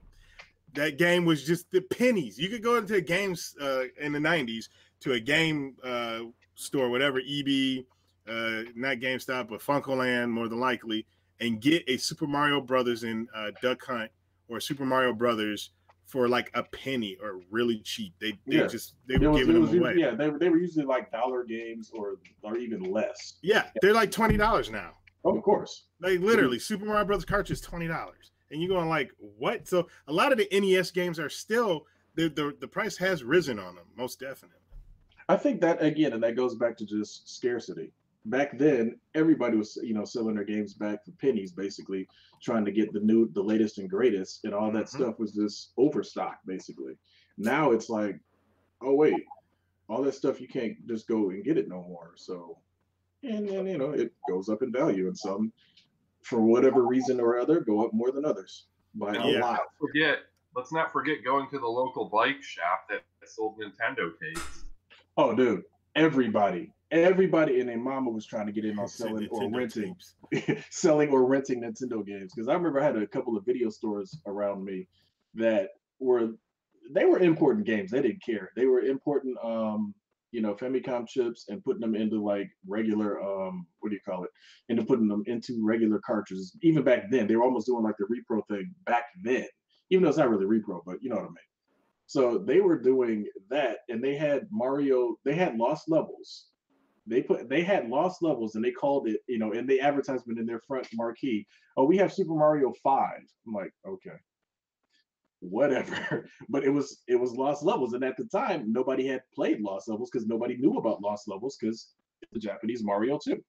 Yeah, we all heard that freaking rumors. Like, in Japan, they got Super Mario 8 is out, and I'm just like, get the fuck out of here. But it was some truth in that lie, because they did have a Mario game that we didn't have over here. Exactly. And it was Lost Levels, and not a lot of people knew about that. And even when Super Mario 3, I think, came out 2 years before it came out over here. So oh yeah, there was a lot of those, schoolyard rumors had some truth to them. Yeah. Except for that one person that said they could beat Mike Tyson, but they could never have people over because their mom didn't want them to have company. It's like, okay, bring it over to my house then. Come on, I want to see you. I can't. The game can't lead the game can't lead a house. I'm like, okay, whatever. I'm gonna go out and say I never beat Mike Tyson. Still to this day, I haven't beat Mike Tyson. I beat Mike Tyson. I just never first round beat him. I'd like to see that. I never beat the Lion King. That was a very hard game. Yes, I hear that is. And I want to play it. I never played it, but I heard that it's hard. I need to experience this hardness. That didn't come out right. Phrase. What kind of fancy was that, sir? What game are we talking about again? Lion King. She's talking about Lion King. Oh yeah. The Lion King was hard. You had a lot of memorizing to do in that game when you become adult, especially when you become adult Simba. I never made it to adult Simba. Hey, I'm just saying, like even playing that game on easy was difficult, but I managed to get far enough in it and remember stuff and made it to the end. So did you get to do the whole scar thing? Did I do the what? Did you all get to do the whole scar thing where you throw Mufasa off the side of the mountain in the game? Yeah, which was kind of weird to do. Like it was kind of hard to do. It was, yeah. It wasn't. Those games were unforgiving back then. John P brought up another interesting thing that I wish I could go back in time and go to a Blockbuster that still had this and buy it from them. Final Fight Guy. Oh, that was on that list. It was on the list, and it's. Hold on, let me pull this thing up real quick. Final Fight Guy's on this list, and they were selling it for $9.99. Oh my God! I would have bought every one I saw. Final Fight 3 was more. I would have bought every single one I saw. Let's also not forget the demo disc during the era. Getting it from like magazines or even Pizza Hut, like PC Gamer or PlayStation Magazine. Yes. Granted, you're just like playing their versions, but sometimes my cousins or I'd have friends over and we were playing we actually played a lot of demos that for games we were never even going to buy. We would just play the demos over and over again, and then some. Oh yeah, I played a hell of a lot of demos over and over again. If you couldn't get out the rent, I still got this little thing right here that still got a lot of PlayStation 1 demos. The Final Fantasy 7 demo that came with Tobal number 1. Because I don't have my Still got quite a bit of them. See, the only this right here, original demo disc that came with my PlayStation. Yeah, and we would play stuff for guilty pleasures. We'd play Elmo's Letter Adventure. Are you kidding me, man? Are you kidding me? I was 16, and we used to play this, and you'd go around this cornfield by this barn, and you were trying to find letters for big. Yeah, let me tell you how I know that game. I know that game because I played it with my baby daughter at the time. Come on. Yeah. But the difference is you weren't positioning Elmo so it looked like the chickens were blowing him. So, and that's what we were doing. Oh God. There you go. Hey, here's a bit of trivia though. Speaking of demo discs, what was the first game in the console generation to offer not really DLC because it wasn't an internet download thing, but a patch that added to a game? See if y'all remember what was the first game that did that. Console game that did it? Yeah, and it was only at the time there was only one way to get this patch. Was this in the 90s? Yes, it was. I don't know. The only system I know that had internet capabilities was the Saturn, but that's probably not right. I'm sorry, not the 90s. This was just at the edge, like right, the new generation. DLC, I would think it would be Sonic and Knuckles. It wasn't the Dreamcast? No. Sonic and Knuckles, wasn't that like a whole different attachment though? It was an attachment, but it was basically because the whole thing is that Sonic 3 was supposed to be Sonic 3 and Sonic and Knuckles was supposed to be one large game. Right. But they couldn't meet the deadline and it was too big. So they decided to split it up and do that whole, lock-on technology thing. This was literally this basically, like I said, it wasn't DLC because was it in '99? Something to go to the PlayStation that you got on a demo disc and downloaded. This was something you got on a demo disc, and it was downloaded to a game that most people already had that added more to the game. Parappa the Rapper? Nope. And again, like I said, this Dynasty Warriors. No. I have no idea. I have absolutely no idea. Dead or Alive 3 had a demo disc that came out. There was Dead or Alive 3 was already out, but there was a demo disc that came out that had additional costumes. Oh, really? For the Xbox. For the Xbox. And it was for I forgot who they gave costumes to. It might have been Kasumi and Ayane or something like that. But it was a demo disc that you got out of the Xbox magazine that was a patch basically for that game. And it added content to the game. So like it literally was like, okay, if you bought this demo disc, you essentially just bought some DLC. It was the first time it had ever been done. Now obviously DLC is like dime a dozen, everybody does it now. But this is the first time that had ever been done. Yeah, also like in store. I don't know about that. Like on console, are you saying? I think they might have did something for PlayStation as well, though. But I don't recall one off the top of my head. Like the first time on console. First time on console, yes. Because remember, the Xbox was the first system that had a built-in hard drive, so they could do something like this. Yeah, because the DLC didn't really catch on until like we're talking 360 PS3 era. Because I remember there was downloadable content like on Xbox, the original Xbox. But one example would be for those of you who were Splinter Cell enthusiasts, the original game had those 3 extra missions that were actually like really difficult. Right. But I made it through. But you could either if you had Xbox Live, you could download them, or there was like that Tom Clancy like sampler disc or whatever, something like that, and then you could actually just buy the 3 extra missions and then put it on your Xbox hard drive. Right, but like I said, Dead or Alive 3 beat them to it. I was just citing another example. I don't know. I'm not saying that you're wrong. Yeah. I think the thing with DLCs is that's totally, when you say DLC, it's, in my opinion, I need to say that first. That's a console concept, because when you have video games as on PC, they've always had downloadable content for a very long time. So kind of like the shareware. I mean, back in the day, you got a game, it was shareware, and if you wanted the rest of the game, you had to download it, which was basically DLC. Even though the shareware game was like a full game in itself, but it was like Doom, for example. But I remember playing Doom. The first shareware was just the first, I don't even know how many stages, but it was a shit ton of stages. But if you wanted to play the rest of it, you could either buy the discs or you could download it. And I understand exactly what you're saying. The concept is new for console, but not new to gaming. So but that's why I said it was the first time it ever happened on console. And that's why I was clarifying, because I didn't hear you say that part. So just making sure. Oh, believe me, I know my video game history, young lady. I'm not saying you don't, but I know, for us who enjoy PC gaming, for whatever reason, kind of put on.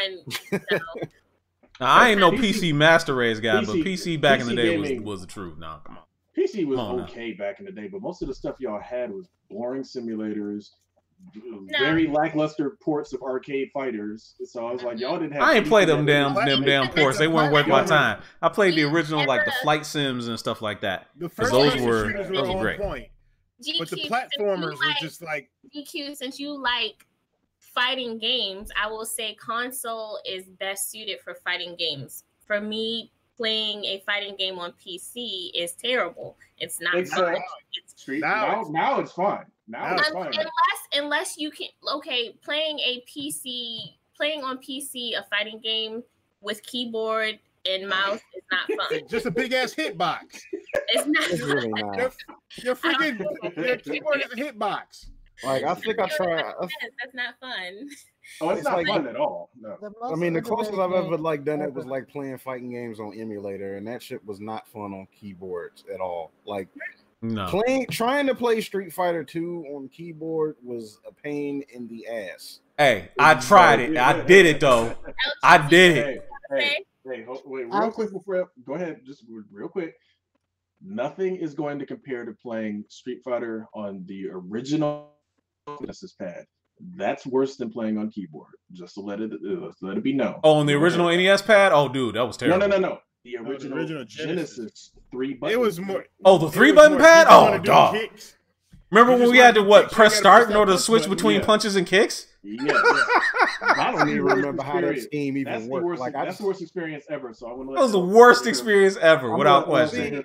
See, you know what? But I had like the 6-button turbo controller, so it didn't really like bother me that much. I understand that, but however, I get what you're saying though. And also the Genesis Mini is coming with just a 3-button controller. Oh man.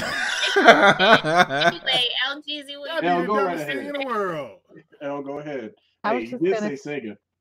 I was just gonna say there is no better game than Parappa the Rapper, and that was like my game for I don't know how many years. Hold on.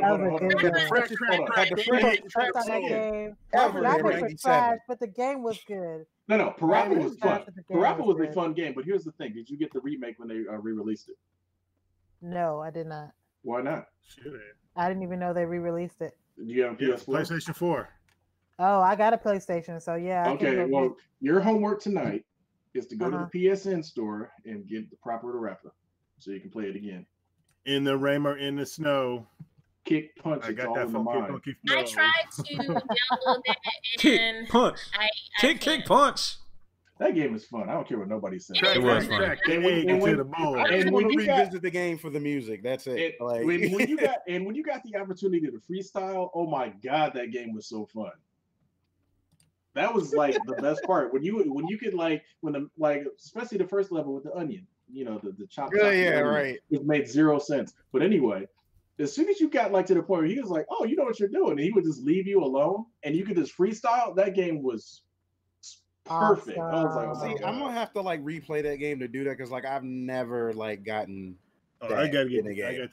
Hold on, you've never got it. You got to get to the great portion, and you freestyle. Yeah, you got a great 2 times in a row. Then he's like, oh, I've never you got skills. Okay, I gotta go back to playing it because I never achieved that playing. Yeah, he would literally kick the walls away, and then the camera would actually pull back even further, and you would just, as long as you kept it, kept the beat going, and it's just it sounded good, you would be able to freestyle the rest of the song. And I'm like, this is the best thing ever. And then on the first level, he would basically be the entire horizon, be like, you have done well, Parappa. I'm like, I don't know how the hell he got that big, but I don't care.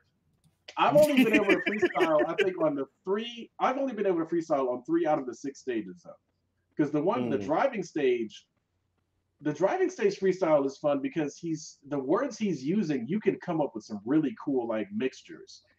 And even the kick punch one, you can come up with some really cool mixtures. When you get to that flea market one, it's now turn to the right. Right. The driving one I always had. I know. No, you're talking about the reggae one. The reggae one.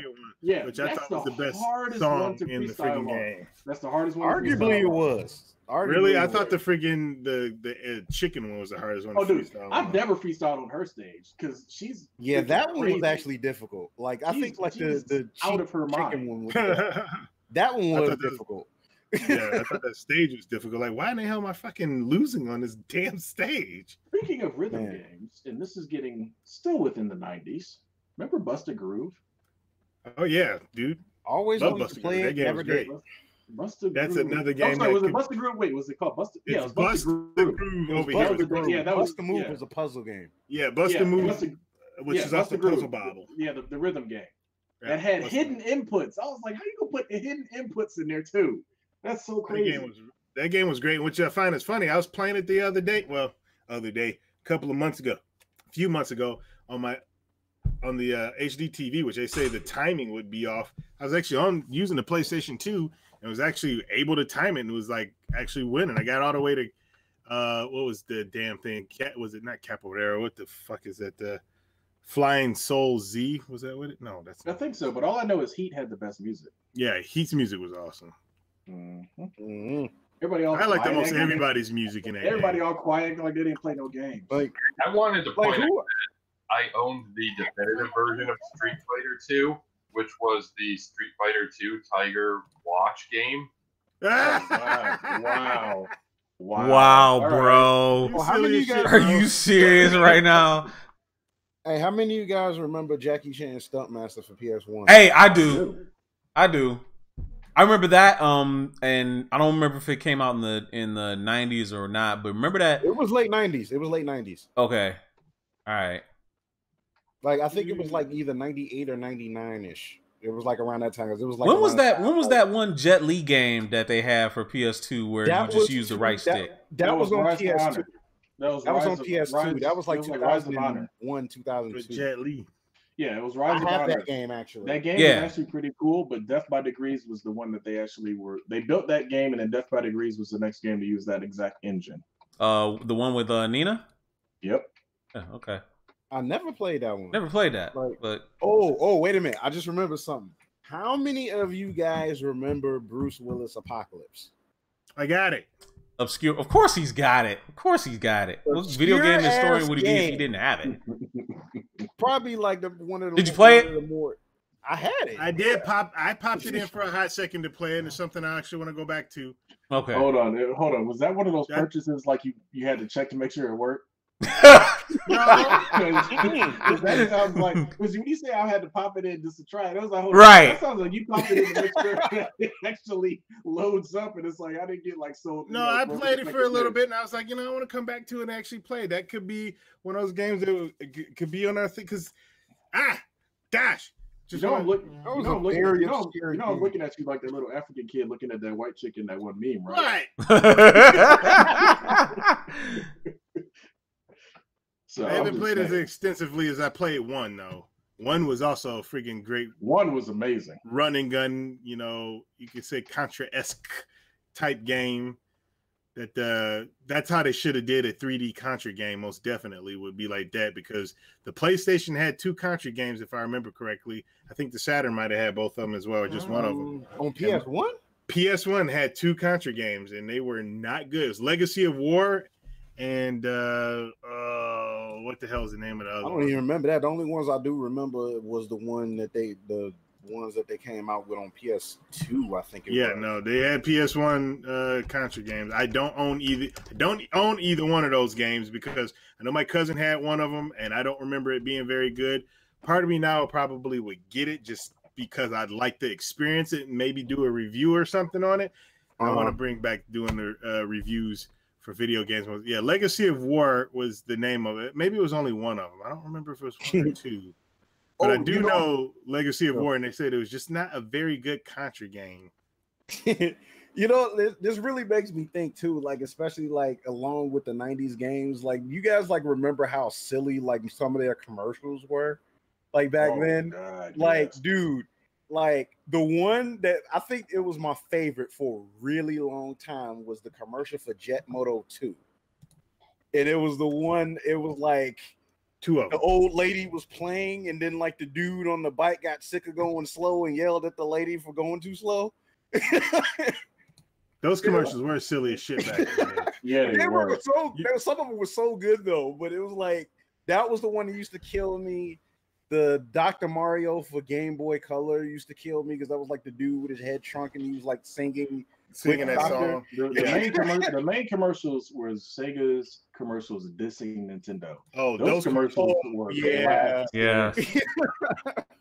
Dude, the one I was no what Nintendo. I was gonna mention the one where the Game Gear commercial where the guy was playing the Game Boy Advance. Was like the Game Boy doesn't play in color. The Game Boy does. He's like, and he picked up a dead squirrel and smacked himself in the head, and he was like, "Whoa, colors!" Like to try to get color on his Game Boy. I was like, that shit was silly as fucking shit. Like, dude, they were super savage. But here's the crazy thing.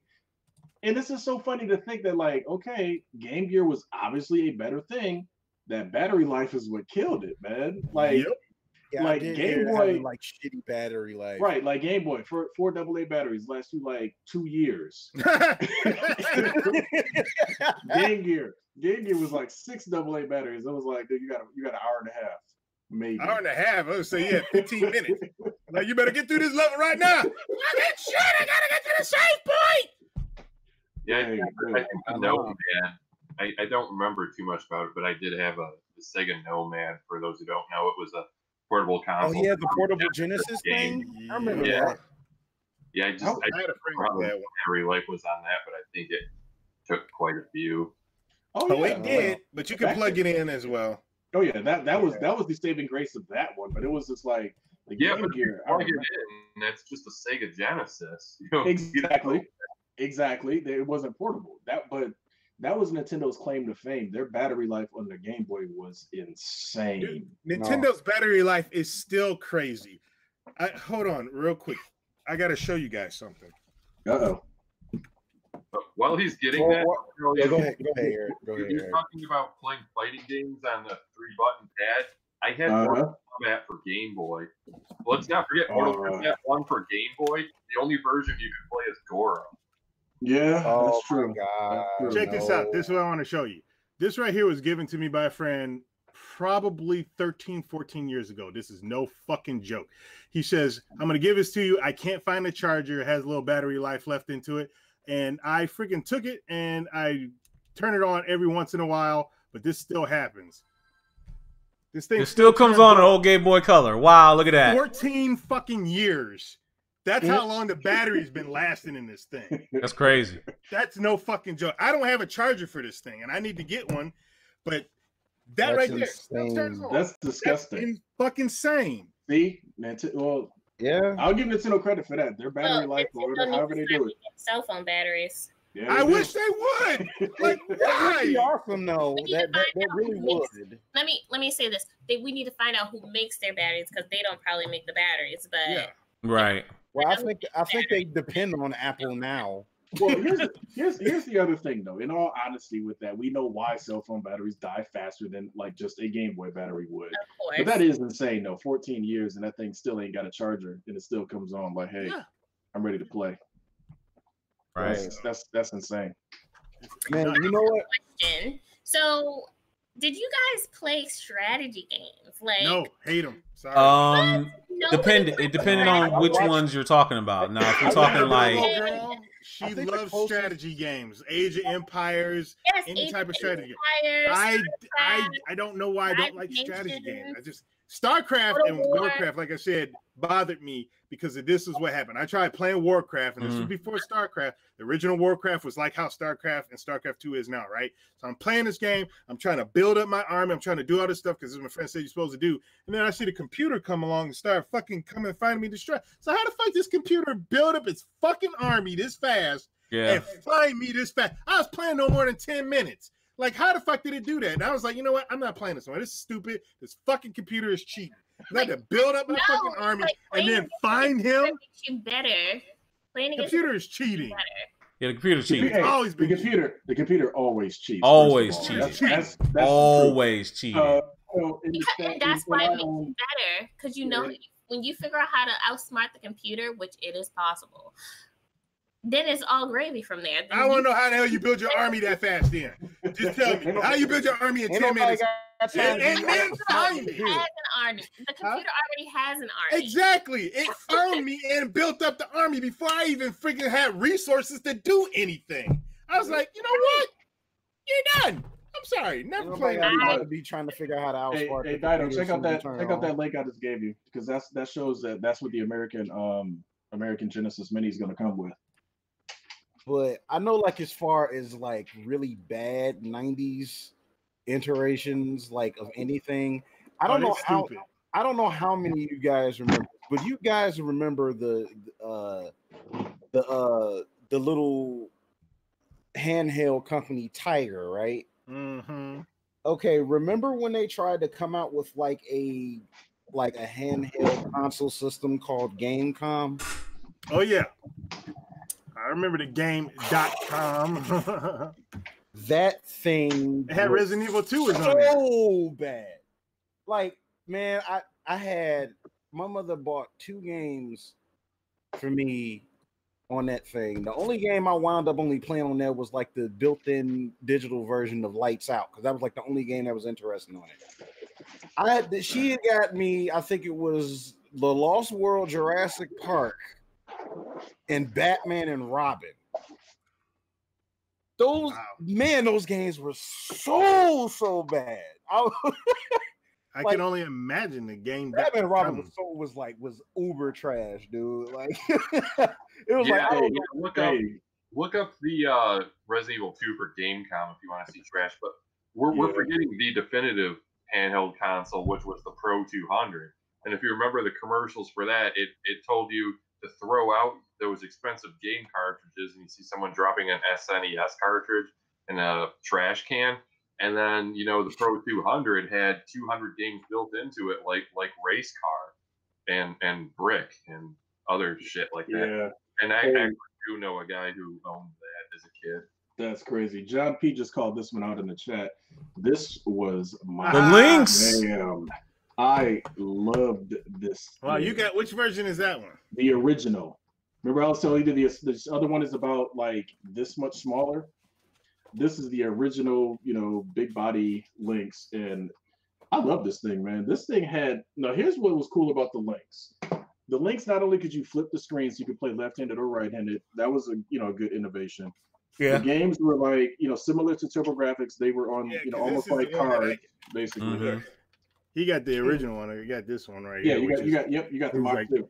That one is the big ass fatty. What game is in here? The one that I wanted so bad was the fucking Turbo Duo, man. I wanted the Turbo Duo so bad. The Turbo Duo or the Turbo Express? Turbo Express, sorry, not the Duo. The Express. Because the Duo was the smaller kind of follow up to the TurboGrafx 16 that didn't work very well. Right. But the Turbo Express I definitely wanted. The Turbo Express, similar to the Nomad, was basically a miniature TurboGrafx 16. Pretty much. With an old school antenna, yes, the antenna, yes. TV tuner, so you could like actually watch TV on the go. I was like, okay. Yes. That thing was like $400, wasn't it? Yeah, it was. It was like $300 or $400. It was something ridiculous. It cost more than the system. I'm like, man. But I haven't seen one. I always see it in the back of the magazines, and I just be drooling like, oh my god, I want that thing. Still expensive. So people complain now about how much like consoles and stuff cost, but back then they were buying these like $400. Well, you have to remember for pricing for inflation, those systems back then were probably $1,000 thing. Yes, those things were crazy expensive. And to this day, I've only ever met one person that actually owned a Neo Geo, and that was like actually when I went away to college. Like had a my roommate's friend who basically didn't even go to the school, but they still kept in touch. Would come through every now and again. We'd be playing King of Fighters and all the Neo Geo games and whatnot. Because he had awesome. I'm gonna tell you, I never saw it personally, but we have a friend. His name is Brian. He said he had one, and I never seen it personally. I think he did. I don't remember, to be honest. Yeah, but that was that system. And again, what was that, Nick Arcade or whatever show where like they no, it's Video Power. Video Power. Run through and do their quote unquote shopping spree. I used to sit there and watch all them kids pass up the Neo Geo. The Neo Geo just be right there. You guys are thinking the same thing. I'm like, either A, they told them you can't get this because we don't actually have it, or B, they were just that dumb. Because here's what they're that dumb. Wasn't the whole thing like you had to basically stick it to you or something like that, or be it whatever, basically whatever. Yeah. I would have been that kid that would have grabbed that Neo Geo box, opened that bad boy up and started dumping stuff in it. It ran. Are you kidding me? That box was huge. Yeah. No, stupid kids. As always. Yep. I thought the exact same thing, dude. I'm like, why are they passing up the Neo Geo? Because the games are so freaking expensive. That'd be the first and only thing I grab. Is like, boop, boop, boop. Yep. Right at the time, yeah. I'm thinking that's exactly what it was. Told them like, no, wait, like, no, you can't get this. Hey, Omega, did you really just ask who had the power glove when you've been to my basement? Are you crazy? You know I have the power glove. It's so bad. It is. It's so bad. that thing. Oh my God, I love the fact that what they were trying to do, but that commercial was such a lie. Yeah, it was. I'm just surprised they didn't bring it back. They could have brought it back for the Nintendo Wii. They should have. They literally could have brought it back and made it work. Yeah. Honestly, the only memory of the power glove I have was when Freddy used it in Freddy's Dead. That's like the only memory of the power glove I really have. Hilarious. GQ, you just said what would be a great opening line to someone you're meeting for the first time. Have you ever been to my basement? Good.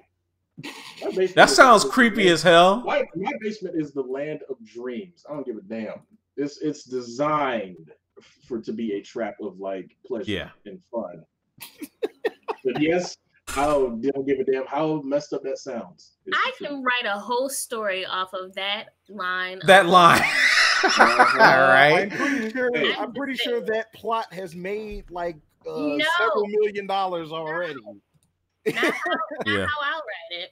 Well, hold on. You're the one that FaceTimed your husband to show him what the basement looked like. So you already know how awesome the basement looks. Right. Absolutely, you agree. It's designed to be as far as great stories go. Yeah. You gave me a great line. Okay, well there you go. Glad I can contribute. All right, y'all. It's almost 11:30. It's getting a little late. We've been talking for almost 2.5 hours about some of our favorite video games, and obviously the greatest era in gaming, greatest age of gaming, which was the 90s. Without question. We hope you all had a fun time. It was so hard to come by. Talking about, oh man, golden age of gaming. The golden age of gaming, definitely without question. Or is that now? No, I'd still say it's the 90s. I think they're bringing back a lot of the 90s stuff now, so it's kind of that kind of tells you why the 90s is the golden age of gaming. That will always be the golden age of gaming. Right. The golden age usually is when like the old and the new clash, and it's like everything is awesome. Today is just an age of more convenient gaming. Yeah. That's probably the best way to describe it. Because literally, you can go out right now and buy a thumb drive that could hold the entire library of all the games we're talking about, all the systems we're talking about, the entire library can fit on a thumb drive.